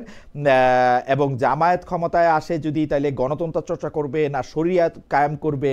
জামায়াত সরকার নেতৃত্বে আসলে নারী অধিকার, নারীর চলন বলন, পোশাক কি হবে, এইটাও যদি আপনি একটু সংক্ষেপে বলেন অ্যাডভোকেট শিশির মনির। এই কওমি, মাদ্রাসা, তাবলিগ জামাত ইত্যাদি নিয়ে জামায়াতের অবস্থান নেতিবাচক বলে অনেকে এটা মনে করে থাকেন। অনেকে মনে করে থাকেন বাংলাদেশে যে একটা ইসলামী রাজনীতি বা ইসলামী গোষ্ঠী একত্র হতে পারলো না, এটার একটা বড় কারণ জামায়াতে ইসলামী, কারণ জামায়াতে ইসলামীর রাজনৈতিক আদর্শ অন্য সবগুলি ইসলামী দলগুলির রাজনৈতিক আদর্শ থেকে আলাদা। জনাব অ্যাডভোকেট শিশির মনির।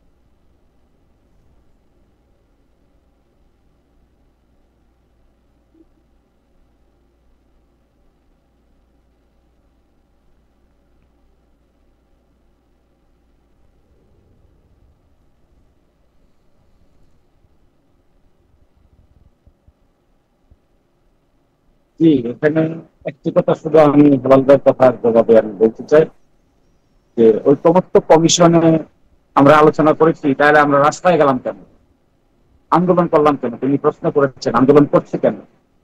আমি তো মনে করি বিএনপি ঐকমত্য কমিশনে নেগেটিভ রাজনীতি করছে। বিএনপিকে এই নেগেটিভ রাজনীতি থেকে সরে আসতে হবে। এই নেগেটিভ রাজনীতি যদি সরে না আসে, তার ফলশ্রুতিতে দেশে যা হবে তার পূর্ণাঙ্গ দায় দায়িত্ব বিএনপিকেই নিতে হবে। আমি ঐকমত্য কমিশনের একজন সদস্য, আমি সেখানে দিনের পর দিন আলোচনা করে দেখেছি। বিএনপি কোনো পজিটিভ কনস্ট্রাকটিভ আলোচনা করতে চায় না। বিএনপি সংস্কার প্রক্রিয়াকে পাশ কাটিয়ে দিতে চায়। বিএনপি সেখানে জুলাই অভ্যুত্থানকে স্বীকৃতি দিয়ে সাংবিধানিক ভিত্তি রচনা করতে চায় না। তাদের আর্গুমেন্ট হলো তারা নতুন করে পার্লামেন্ট নির্বাচনের পরে এগুলো সম্পর্কে আলোচনা করবেন। যখনই ঐকমত্য কমিশনে ইমপ্লিমেন্টেশনের ব্যাপারে কথা আসলো, তখনই আমরা দেখতে পেলাম বিএনপির পক্ষ থেকে বাধা দেওয়ার চেষ্টা করা হচ্ছে। তারা নানান আর্গুমেন্ট করছেন। কনস্টিটিউশনালি ভায়াবল যে সমস্ত পদ্ধতি, আমরা সেগুলো বাতিয়ে দেওয়ার চেষ্টা করেছি। আমরা সেগুলি বলেছি ক্যাটাগরিক্যালি কিভাবে কি করতে হবে। অথচ এই বিএনপি 1977 সালে শহীদ প্রেসিডেন্ট জিয়াউর রহমানের আমলে তারা যে বোল্ড স্টেপ নিতে চেয়েছিল, বোল্ড স্টেপ নিয়েছিল, সেখান থেকে তারা কমপ্লিটলি এখন সরে যেতে চাচ্ছে। অর্থাৎ তারা তাদের অতীত সম্পর্কেই এখন কিছুটা বেওয়াকিফ হয়ে গেছে। আমি মনে করি বিএনপির এই রাজনীতি ভুল। বাংলাদেশের কনস্টিটিউশনের যে এনট্রান্সমেন্ট আছে, এই এনট্রান্সমেন্টের পলিটিক্স এর ক্ষেত্রে this is a dangerous politics in my view and my humble view also. এই নেগেটিভ পলিটিক্স করলে বাংলাদেশের জেনারেশন জি কতটুকু রিয়াকশন দেখাবে আমি জানি না, সেটা নির্বাচনেই বোঝা যাবে। So my humble request to my senior brother not to engage in negative politics, rather to see proper, constructive, innovative politics. এরপরে আপনার সঙ্গে আমার কথা হলো, অবশ্যই না জামাত ইসলামী যদি ক্ষমতা এক্সারসাইজ করার সুযোগ পায়, শুধু কওমি দেওবন্দির অস্তিত্বই আমরা প্রোটেকশন দিব না। আমরা প্রত্যেকটা মাইনরিটি গ্রুপ, এথনিক গ্রুপ, সকল ধরনের মাইনরিটি কমিউনিটি যে যেখানে আছেন, যেভাবে আছেন, we will ensure their prosper, security, integrity, inclusiveness এবং তাদের এক্সক্লুসিভ আইডেন্টিটিকে আমরা অবশ্যই সম্মানের দৃষ্টিকোণ থেকে দেখব। দেখবেন আমরা ডাইভার্সিটি এন্ড ইউনিটি এই আর্গুমেন্টকে কত শক্তিশালী ভাবে ইমপ্লিমেন্ট করি। We always believe in diversity, but there is a unity. এই যে ডাইভার্সিটি একটা নেশনের মধ্যে, পার্বত্য চট্টগ্রামে যারা বসবাস করেন, হিন্দু মুসলিম যারা বসবাস করেন, আমার এলাকা ধরুন দিরাইশাল্লাহ প্রায় 40% মানুষ হিন্দু ধর্মাবলম্বী। আমি বিগত 1 বছর ধরে কাজ করছি কোথায়, আমি আজকে যে বাড়িতে বসে আপনাকে জয়েন করছি, এটিও একটা হিন্দু মাইনরিটি কমিউনিটির বাড়িতে। আমি ইলেকশন ক্যাম্পেইনের পার্ট হিসেবে এই বাড়িতে আজকে রাত্রি যাপন করবো। আমি তো কোনো অসুবিধা দেখছি না কোথায়। They are welcoming us, we are welcoming them. পরে কওমি বলেন, আলিয়া বলেন, হিন্দু বলেন, বৌদ্ধ বলেন, খ্রিস্টান বলেন, মহিউদ্দিন ভাই আজকে আমি আমার এই ভাইকে সাক্ষী রেখে বলছি, যদি জামাত ইসলামীকে মানুষ বিশ্বাস করে, দেখবেন ক্রিয়েটিভ পলিটিক্স কাকে বলে। Okay, we will show the nation how politics can be a creative politics. আমার মনে হয় যে অ্যাডভোকেট শিশিমণি, আমি শুধু আপনাকে আবার এটা লাইভে শুনতে হচ্ছে সেজন্য ইন্টারেস্টে আমি শুধু দুইটা প্রশ্ন এখানে করে রাখি। মানে এই 1 বছর সময়, মানে 5 আগস্টের পরে এখন 1 বছর 1.5 মাসের মতো সময় পার হয়েছে। এই সময়টুকুতে যদি জামায়াতে ইসলামী ক্ষমতায় থাকতো, তাহলে যে মাজারগুলি ভাঙচুর করা হয়েছে, সেই মাজারগুলি ভাঙচুর করার ক্ষেত্রে সরকারের পক্ষ থেকে কি বেশি প্রোটেকশন দেওয়া হতো? কয়েকদিন আগে যে আমরা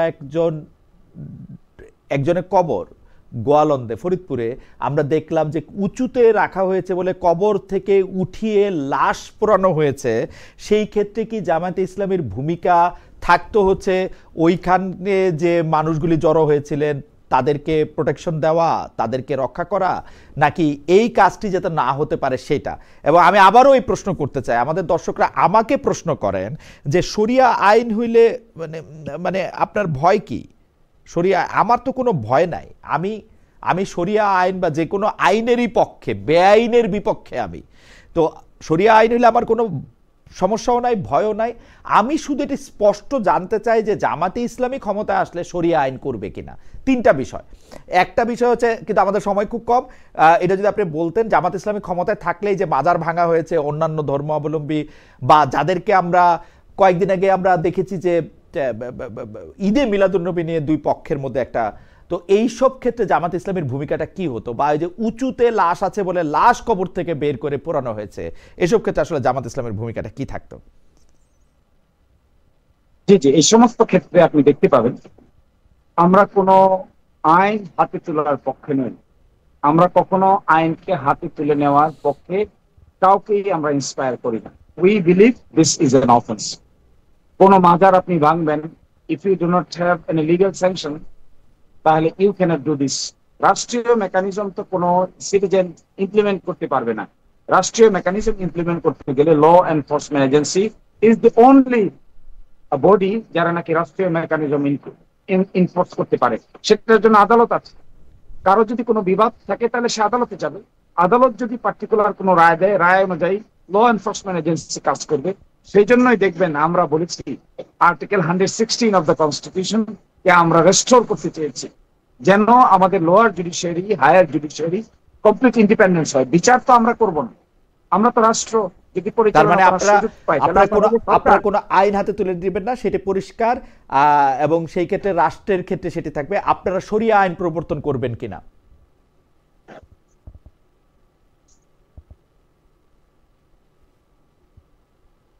ক্ষমতায় গেলে?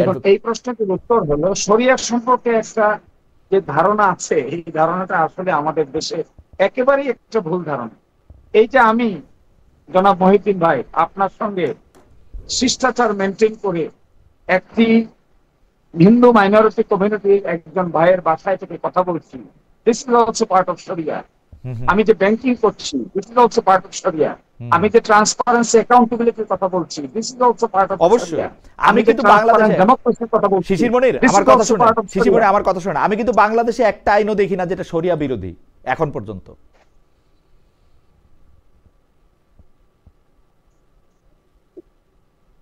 আমি কিন্তু বাংলাদেশে শরিয়া বিরোধী কোনো আইন দেখি না।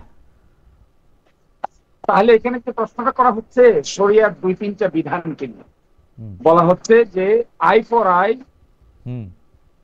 বলা হচ্ছে লাইফ ফর লাইফ, এটাকে শরিয়ার একটা। আর নারীদের জন্য যে ভয়টা দেখানো হচ্ছে, এটা কমপ্লিটলি দেখবেন আমরা ক্লিয়ার করি কেমন করে। ডাকসু নির্বাচন তার এক্সাম্পল।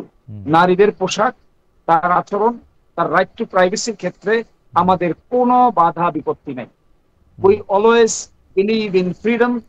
ঢাকা ইউনিভার্সিটিতে বা অন্য যে কোনো ইউনিভার্সিটিতে ছেলেমেয়েরা সহশিক্ষার ক্ষেত্রে আপনাদের কোনো সমস্যা নাই। এবং দেখবেন ডাকসুতে যারা ইলেক্টেড হয়েছে তারা তো 1 বছরের জন্য হয়েছে, তাই না?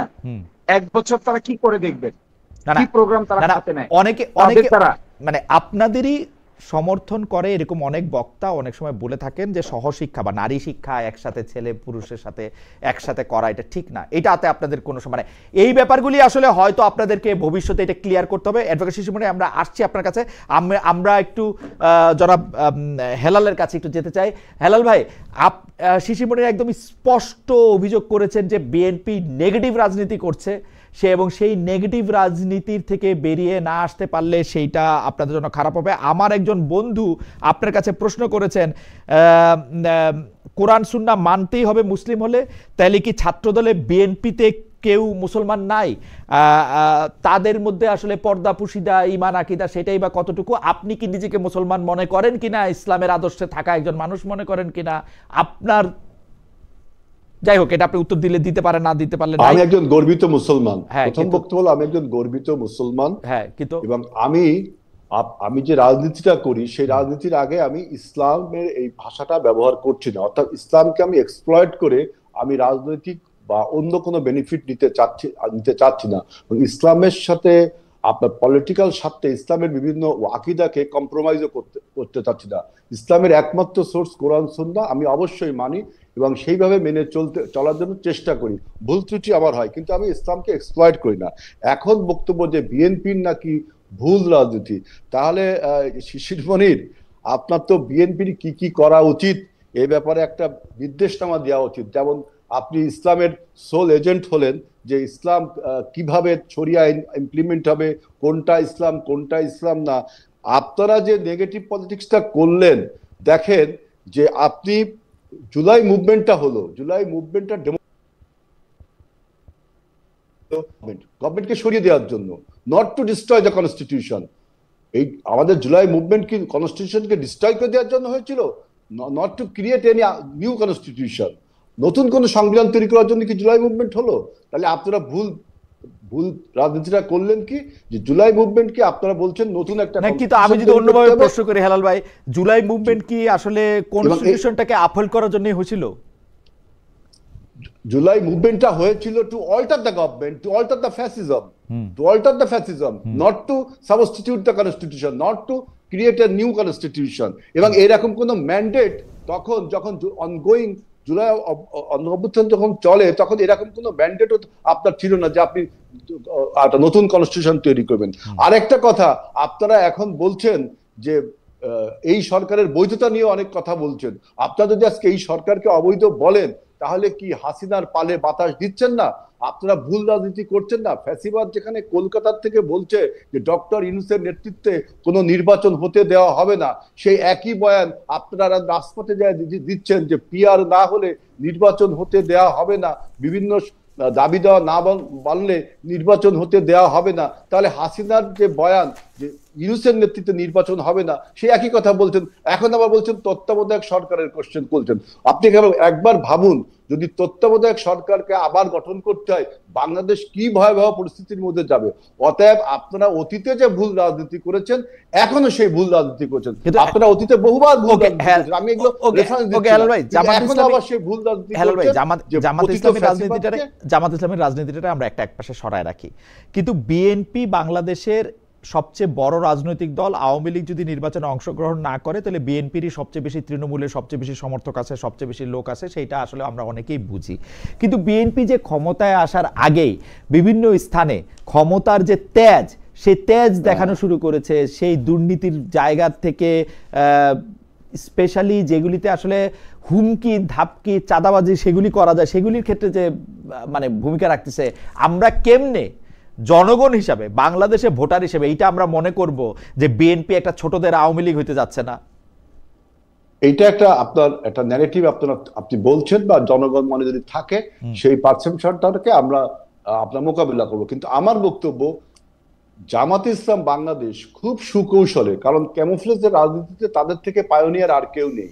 এই যে বাংলাদেশের সফট পাওয়ার যেগুলো আছে, আমি সফট পাওয়ার বলতে বোঝাচ্ছি ব্যুরোক্রেসি, আমি সফট পাওয়ার বলে বোঝাচ্ছি ল এনফোর্সিং এজেন্সিস এবং বিভিন্ন অ্যাসোসিয়েশন, বিভিন্ন কনস্টিটিউশন বা বিভিন্ন আপনার অফিস আদালত, স্কুল কলেজ মসজিদ মাদ্রাসার, এইগুলোকে যেভাবে তারা প্রাধান্য দিয়েছে খুব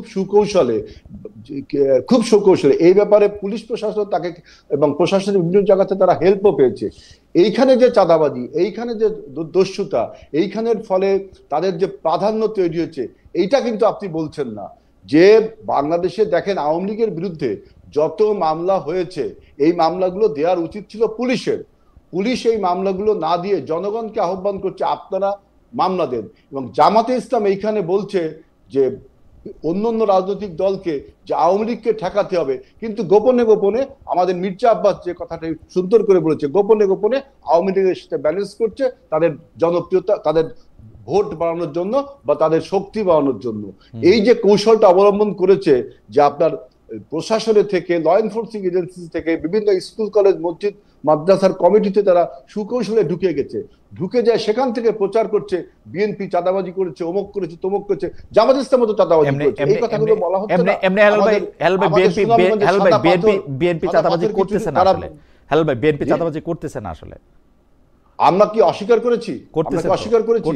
আমরা সেই ব্যাপারে স্টেপ নিয়েছি।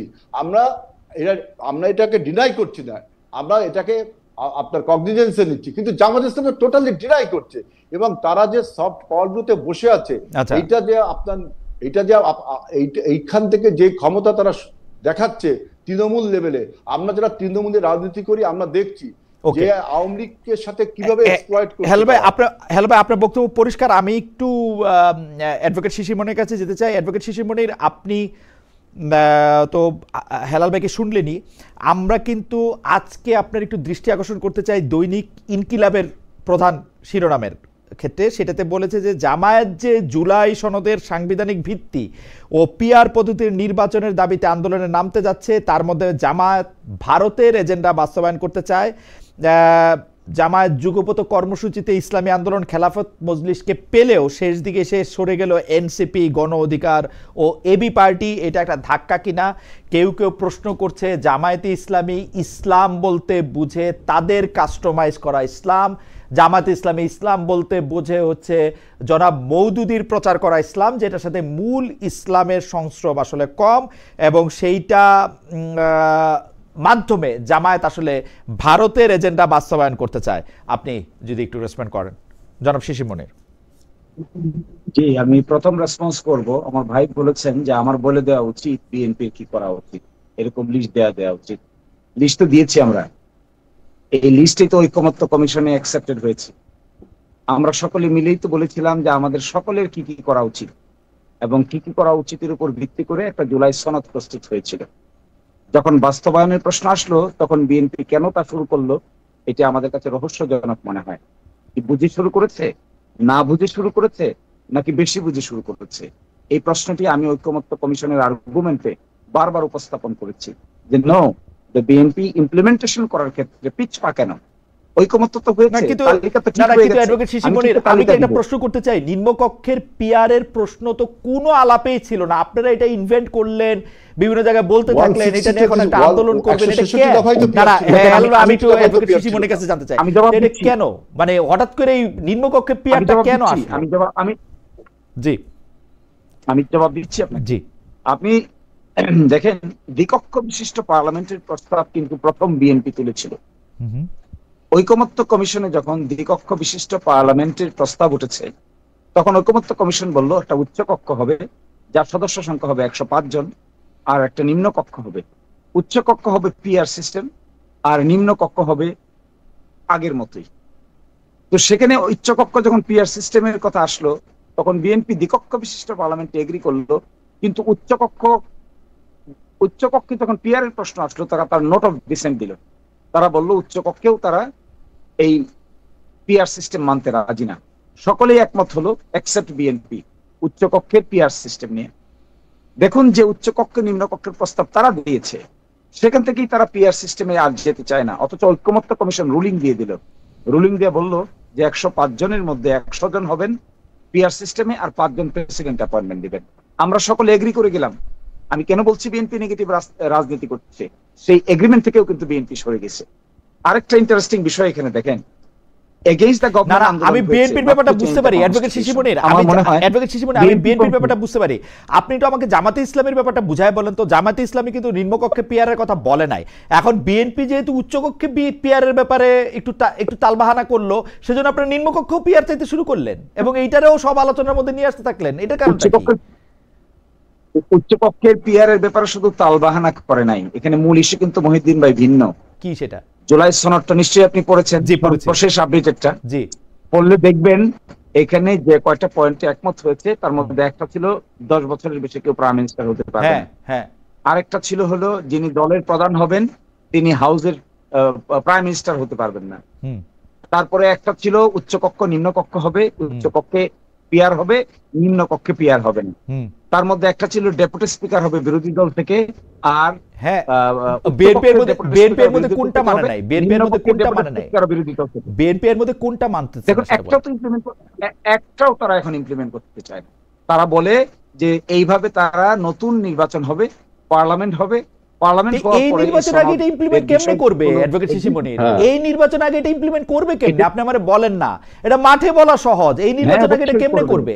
আপনি কিন্তু আপনার 100 বক্তৃতা আমি শুনি, সেটার মধ্যে আপনি বলেন আমি জানুয়ারি মাসে ইলেকশন চাই। জানুয়ারিতে না, 2028 এর জানুয়ারিতে ইলেকশন করলো, এর একটা ইমপ্লিমেন্ট করলো আপনি করতে পারবেন। আপনি আমার টাইমলাইন দেখান সব করে। আমি আপনাকে টাইমলাইন দিয়ে দিচ্ছি, প্লিজ নোট মাই টাইমলাইন। হ্যাঁ, যে আমি নোট করতেছি, যেভাবে please note down. I request you to note down as a senior brother. I request you to note down. I'm noting down. I'm following your suit. The first point, ঐক্যমত্য কমিশনের ইমপ্লিমেন্টেশনের বৈঠকে 6টা প্রস্তাব উপস্থাপন করা হয়েছে। সর্বশেষ সেখানে প্রধান উপদেষ্টাও হাজির ছিলেন। ফার্স্ট প্রস্তাব ছিল, যেদিন আমাদের সঙ্গে প্রথম ঐক্যমত কমিশন ইন্ডিভিজুয়ালি আলাপ করে, সেপারেট পলিটিক্যাল পার্টির সঙ্গে প্রথম কথা বলে, এটি আজ থেকে প্রায় 7 মাস আগে, সেইখানে তারা 6টা অপশন দিয়েছিলেন যে এই ইমপ্লিমেন্টেশনটা হবে নির্বাচনের আগে রেফারেন্ডামের মাধ্যমে, অথবা হবে একটি বিশেষ সাংবিধানিক আদেশ জারি করে, অথবা হবে একটি প্রক্লেমেশনের মাধ্যমে, অথবা হবে কনস্টিটিউয়েন্ট অ্যাসেম্বলি গঠনের মাধ্যমে, অথবা হবে নতুন সংসদ আসার পরে সংসদের মাধ্যমে। এই 6টা প্রপোজাল নিয়ে আলাপ করে সর্বশেষ এই 6টার মধ্যে কে কোনটার পক্ষে আছেন আমাদেরকে প্রস্তাব পাঠানো হয়, আমরা জবাব দেই। আমরা বলেছি যেহেতু যে জিনিসগুলোতে আমরা এগ্রি করলাম, এখানে basic structure of the constitution change করার মতো কিছু প্রপোজাল আছে, আমরা এগ্রি করেছি। সেই জন্য আমরা বলেছিলাম basic structure of the constitution সংবিধান অ্যামেন্ড করে পরিবর্তন করা যায় না। এটা করার 2টো রাস্তা আছে। তার মধ্যে প্রধানতম গুরুত্বপূর্ণ রাস্তা হলো কনস্টিটিউয়েন্ট অ্যাসেম্বলি গঠন করে যখন এটা করা হয় তখন basic structure can be altered. একটা প্রপোজাল আছে ওখানে যে হাইকোর্টের 6টা বিভাগ আবার বিভাগে চলে যাবে। আপনি জানেন হাইকোর্টের 6টা বিভাগ হয়েছিল, 8th অ্যামেন্ডমেন্ট মামলায় সেটা আনকনস্টিটিউশনাল ডিক্লেয়ার হয়েছে। ঐকমত্য কমিশনে ডিক্লেয়ার করা হয়েছে ডিসেন্ট্রালাইজেশন অফ হায়ার জুডিশিয়ারি, যেখানে 6টা আবার নিজ নিজ বিভাগে চলে যাবে। অ্যাডভোকেট শিশির মনির, এই ব্যাপারগুলো আমি মোটামুটি জানি। এখন ঘটনা হইতেছে যে আপনি 6টা প্রস্তাব দিচ্ছেন, সেই 6টা প্রস্তাবের মধ্যে বিশেষ সাংবিধানিক একটা জিনিস আছে যে বিশেষ সাংবিধানিক পরিবর্তন আপনি এটা করবেন কিনা। আপনি এখন তো একটা গণঅভ্যুত্থান হয়ে যাওয়ার পরে এই সংবিধানের মাধ্যমে উপদেষ্টারা আছে না 106-এর মাধ্যমে আছে, এগুলি নিয়ে তর্ক করে তো তর্কের শেষ নাই। এখন ঘটনা হইতেছে যদি আমরা একটা ইলেকশন চাই, আপনারা কি এই দাবি করতেছেন যে প্রথমে একটা গণপরিষদ নির্বাচন কইরা তারপরে সংবিধানরে নতুন করে রাইখা নতুন করে আইনা তারপরে আবার একটা ইলেকশন করতে? এইটাই আমি বুঝতেছি। কিন্তু আমার কথা হইল, আপনারা যদি আসলে মানে বা একটা রেফারেন্ডাম দিয়া ওইটার মধ্যে হা না ভোটের মধ্যে কে জিতলো কে হারলো এটা কইরা আপনারা এটা চাইতেছেন যে আপনারা হয় গণপরিষদ নির্বাচন করবেন নাহলে রেফারেন্ডাম করবেন। আমার কথা হইল যে ভাই, এইটা একটা জাতীয় সংসদ নির্বাচন দেন, জামায়াতে ইসলামী বিএনপি তারা তাদের জনগণের রায় প্রত্যক্ষভাবে পরীক্ষা করুক। এটা আমি আপনি সবাই জানি যে গণভোটের মাধ্যমে আসলে প্রত্যক্ষ পরোক্ষভাবে রায় পরীক্ষা করা যায় না। আপনারা ক্ষমতায় আসেন, আপনারা এগুলো ইমপ্লিমেন্ট করেন। বিএনপি তো এইটাই কইতেছে যে আপনারা তো ক্ষমতায় আসবেন, ক্ষমতায় সেগুলো ইমপ্লিমেন্ট করেন, অসুবিধাটা কি? আপনারা কিন্তু বিএনপির উপরে এটা চাপাইতেছেন এইটা বইলা যে বিএনপি ক্ষমতায় আসবে এবং আসলে এটা করবে না। জবাব দেওয়ার সুযোগ দেন। জি বলেন বলেন। জবাব দেওয়ার সুযোগ দেন। জি বলেন। দেখুন গণ অভ্যুত্থানে কি ঘটেছে। বিএনপি তো মার্শাল লদের সংবিধান পরিবর্তন করে নাই। মার্শাল ল প্রক্লেমেশন নাম্বার 1 1977 এর মাধ্যমে বিএনপি সংবিধান পরিবর্তন করে নাই, সংবিধানের মূলনীতি পরিবর্তন করে নাই, absolute faith in trust in the almighty আল্লাহ যোগ করে নাই, মিনিং সোশ্যাল ইকোনমিক জাস্টিস যোগ করে নাই। কোথায় করেছিল সেটা? কোন পার্লামেন্টে? আজকে কেন এই কথা বলছেন? কারণ তারা গণ অভ্যুত্থানের যে শক্তি, এই শক্তিকে তারা ঐতিহাসিকভাবে সাংবিধানিকরণ করতে চান না। এখানেই তাদের রাজনীতি। আমি সেটাকেই বলছি ভুল রাজনীতি। 106-এর আপনি বিশ্বাস করেন এটা? 106-এর গভর্নমেন্ট, এটা 106-এর গভর্নমেন্ট যদি হয়, দেখেন তো বাংলাদেশের সংবিধানে প্রধান উপদেষ্টার শপথ বলতে কিছু আছে কিনা? না, 106 দিয়ে এটা সুপ্রিম কোর্ট রেটিফাই করছে। আমি একটু পর্যন্ত মাইনা নিব, আমি উকিলি তর্কে যাব না। আমি বলবো চিফ জাস্টিস এবং তার ব্রাদাররা বৈশা বলছে যে এটা পারে, আমি ধরে নিছি এটা পারে। কারণ সকল কিছুই তো পারসেপশন। আমাকে এটা ধৈর্য নিতে হয়েছে যে এটা পারে। এখন সংবিধানে নাই প্রধান উপদেষ্টা, এখন আমার কাছে আমি এখন প্রধান উপদেষ্টা বসাবো, আমি এখন চিফ জাস্টিসের কাছে গেছি, ও আর ওর ব্রাদাররা মিলা কইছে তুমি এটা পারো, এখন আমি ওইটারও কোশ্চেন করবো, কই গিয়ে ঠেকবো তারপরে গিয়ে আমি? এটাই তো ভুল রাজনীতি। এই ভুল রাজনীতিকেই তো বিএনপি নিয়ে গেছে দেশকে। এই 106-কে করার ক্ষেত্রে তারাই তো অ্যাডভাইস করেছে। যদি তারা এখন কেন সেটা রেকটিফাই করতে চায় না?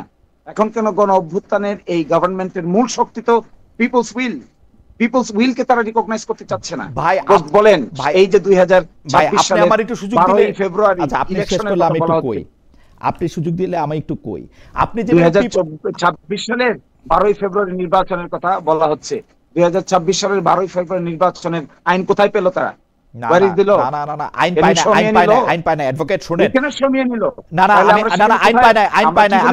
আমি আপনার আইন দেখাই, দাঁড়ান। আপনার তো আমার আসলে আমি আপনার আইন দেখাই, আমি আপনার বলি।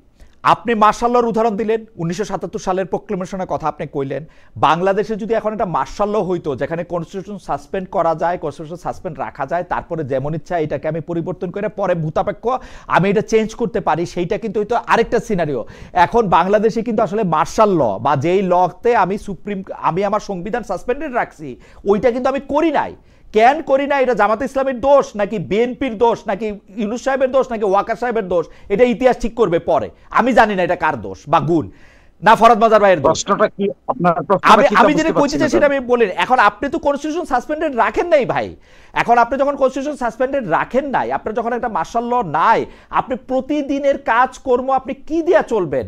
আপনি যে আমার নামে মামলা করবেন আমি আপনাকে খুন করছি, এটা আপনি কি দিয়া করবেন? আপনার যদি এখন সংবিধান 1 মিনিটের জন্য সাসপেন্ডেড থাকে, কি করবেন আপনি আমারে বলেন? আপনাকে তো একটা ভান কইরেই যাইতে হবে যে না আমার একটা সংবিধান আছে। তাহলে আপনাকে শুনেন, তাহলে আমার প্রশ্নের আনসার শুনেন, বলেন। তাহলে আপনি আমাদের কনস্টিটিউশনাল জার্নির পার্টগুলো সম্পর্কে আমি ধরে নিচ্ছি আপনি 100% ওয়াকিবহাল। আপনি বাংলাদেশের সংবিধানের 190% ওয়াকিবহাল।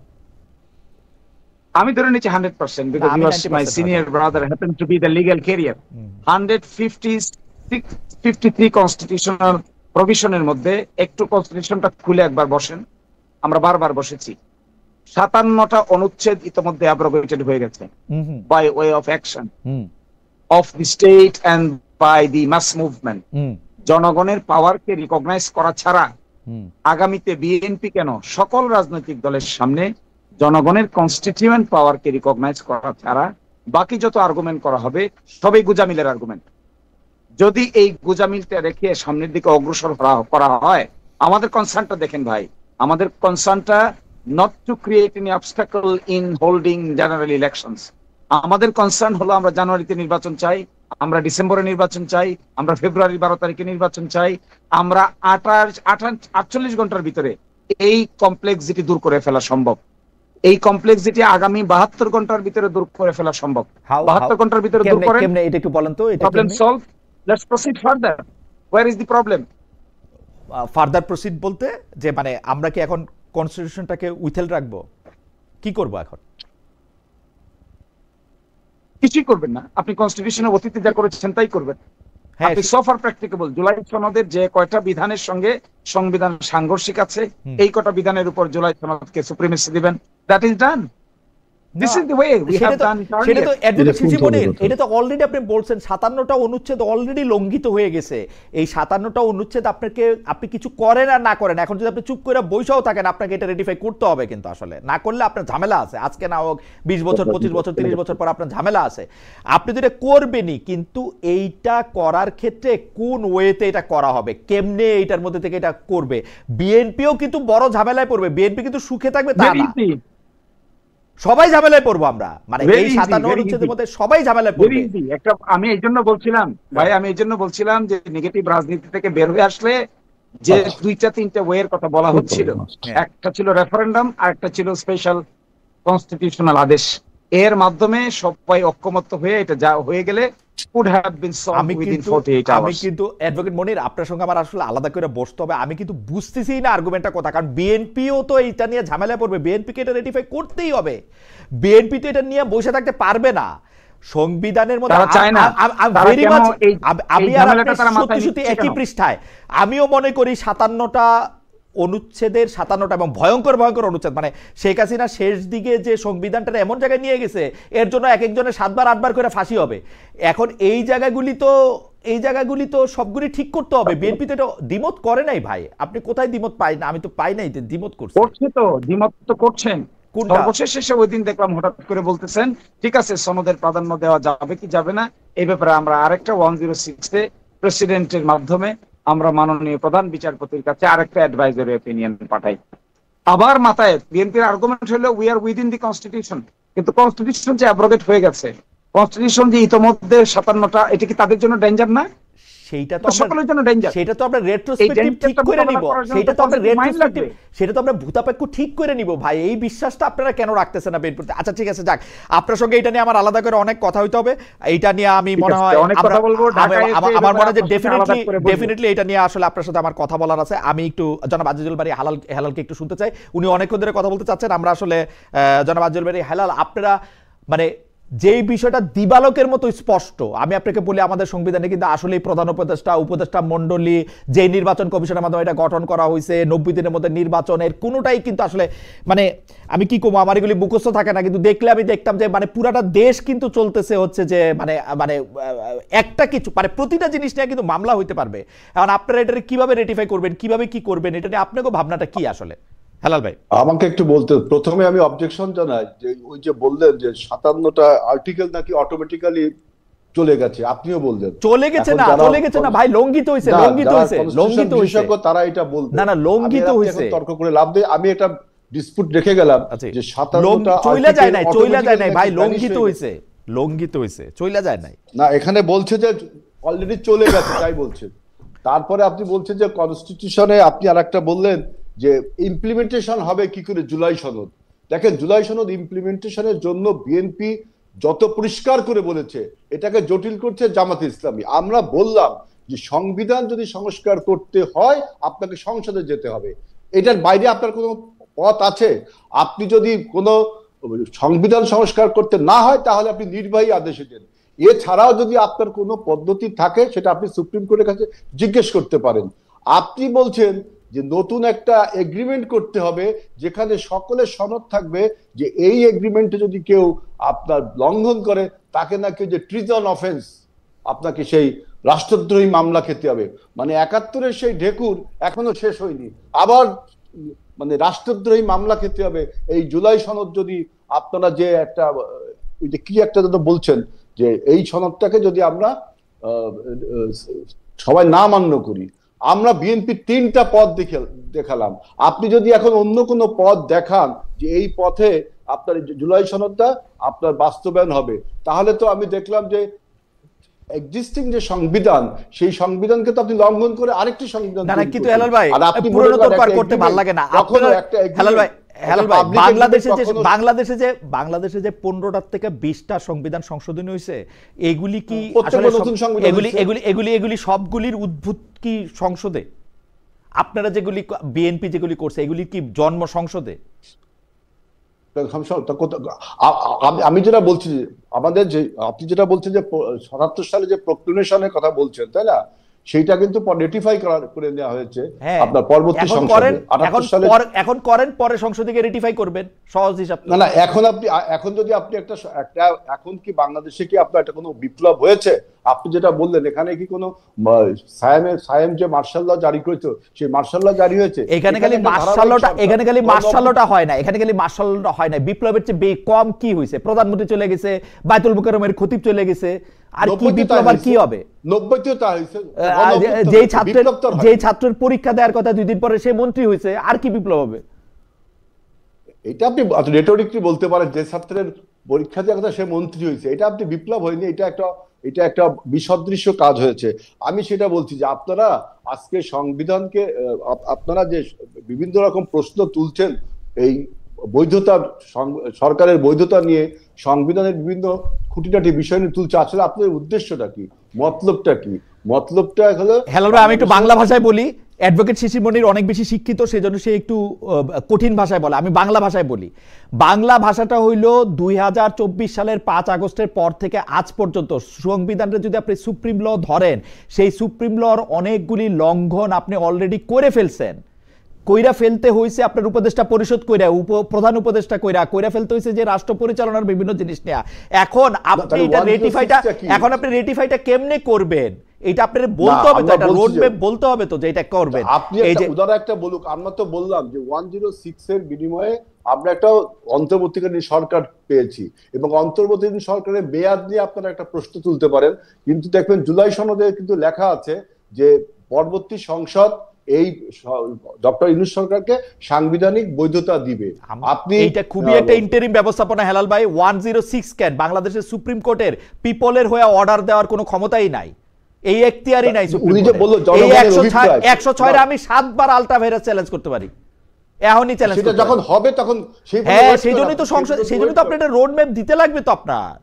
হ্যাঁ, সেই জন্য আপনি সংসদে সে কথাগুলো বলা হবে, আপনি সেই পর্যন্ত ওয়েট করেন। আগে তো আপনি একমত হন, সংসদে তো যাইবেনই, আপনি করবেনই তো। এখন এটা আমি যাব বলে সে কথা বলছি না, যে আপনি এখনই যে অ্যামেন্ডমেন্ট করার যে প্রপোজাল গুলো দিচ্ছেন, বা আপনি যে আপনার সব সংস্কার বাস্তব এখনই করতে হবে, সেটা কিভাবে করবেন তার একটা রোডম্যাপ আপনি দেন, সেটা আপনি একটা দেন। আমরা তো বললাম যদি 106 চ্যালেঞ্জ হয়, তাহলে যখন হবে তখন আপনি এইসব নিয়ে ভাববো। এখন তো আমাদের সামনে সবচেয়ে গুরুত্বপূর্ণ বিষয় যে আপনার ফ্যাসিবাদের যে পদধ্বনি, ফ্যাসিবাদের যে বয়ান, আমাদের নির্বাচনকে বানচাল করার যে বয়ান, সেইটাকে আমার মনে হয় হেলাল ভাই আমরা সবাই এক জায়গাতেই আসি, অনেক অকারণেই হলো অনেক বিষয়গুলির মধ্যে অনেক মানে দূরত্ব সৃষ্টি হয়, আমরা এই দূরত্বগুলি কমাইতে চেষ্টা করব। অ্যাডভোকেট শিশির মনির যদি আমাদেরকে শুনতে পারতে থাকেন বা বলতে পারতে থাকেন, আমাদেরকে একটু শেষ কথা বলেন। হেলাল ভাই একদম স্পষ্ট বলেছেন যে এই কারণে এটা হইতেছে না, এবং এটাকে নেগেটিভ রাজনীতি বলতেছে। আপনি যদি 2টা লাইন একটু বলেন, আমরা আজকে অনুষ্ঠান শেষ করব। অনেক আমি 2টা লাইন বলছি। তিনি বলেছেন যে বাংলাদেশে কি মার্শাল ল হয়েছে? হ্যাঁ, বাংলাদেশে যা হয়েছে 5ই আগস্ট, তা মার্শাল লর চাইতেও শক্তিশালী ঘটনা ঘটেছে সাংবিধানিকভাবে। আর দ্বিতীয় বলেছেন মতলবটা কি? মতলবটা আমার হেলাল ভাইদেরকে আমরা সংরক্ষণ করতে চাই, কনস্টিটিউশনালি প্রোটেকশন করতে চাই, সকলকেই প্রোটেকশন দিতে চাই। আমরা চাই রাষ্ট্র আরো প্রোটেক্টেড হোক, এবং কনস্টিটিউশনালি এবং লিগ্যালি আরো ভায়াবল হোক, এটাই আমাদের মতলব। এর বাইরে যদি মতলব কোনো কিছু বিএনপি বা যে কোনো রাজনৈতিক দল খোঁজেন, এটার মতলব থাকবে না, এটা কুমতলবে পরিণত হবে। এখানেই আমার কথা শেষ। আমার মনে হয় আপনাকে অনেক ধন্যবাদ অ্যাডভোকেট শিশিরমণির, অনেক ধন্যবাদ হেলাল ভাইও। হেলাল ভাই কি কিছু, হেলাল ভাই আপনি শিশিরমণির, অ্যাডভোকেট শিশিরমণির যথেষ্ট পরিমাণে হাসছেন, আপনাকে একটু কি জানি বলে একটু রাগ রাগ মনে হচ্ছে, আপনি এক লাইন বলে হেসে দর্শকদের উদ্দেশ্যে আমাদের অনুষ্ঠান শেষ করতে পারেন, আমরা আপনার না আমি বলতে চাই শিশির মন্দিরের উদ্দেশ্যে যে ইসলামের অপব্যবহার কিন্তু বাংলাদেশের মানুষ মেনে নেবে না। দ্বিতীয় হলো হাসিনার বয়ানকে প্রতিষ্ঠা করবার জন্য পতিত ফ্যাসিবাদকে বাবার, আচ্ছা এটা বলে আপনি খুশি হয়েছেন হেলাল ভাই, আপনাকে অনেক ধন্যবাদ অ্যাডভোকেট শিশিরমণির কাছে, আপনাকে অনেক ধন্যবাদ। অনেকগুলি বিষয় নিয়ে আজকে আমরা কথা বলেছি, অ্যাডভোকেট শিশিরমণি, জনাব আজিজুল বারী হেলাল, আপনাদের দুজনকে অনেক ধন্যবাদ। অনেক দর্শক আমাদের সঙ্গে ছিলেন, অনেক বিষয় অনেক মন্তব্য করেছেন, তাদেরকেও ধন্যবাদ জানিয়ে আজকের মতো অনুষ্ঠান এখানেই শেষ করছি।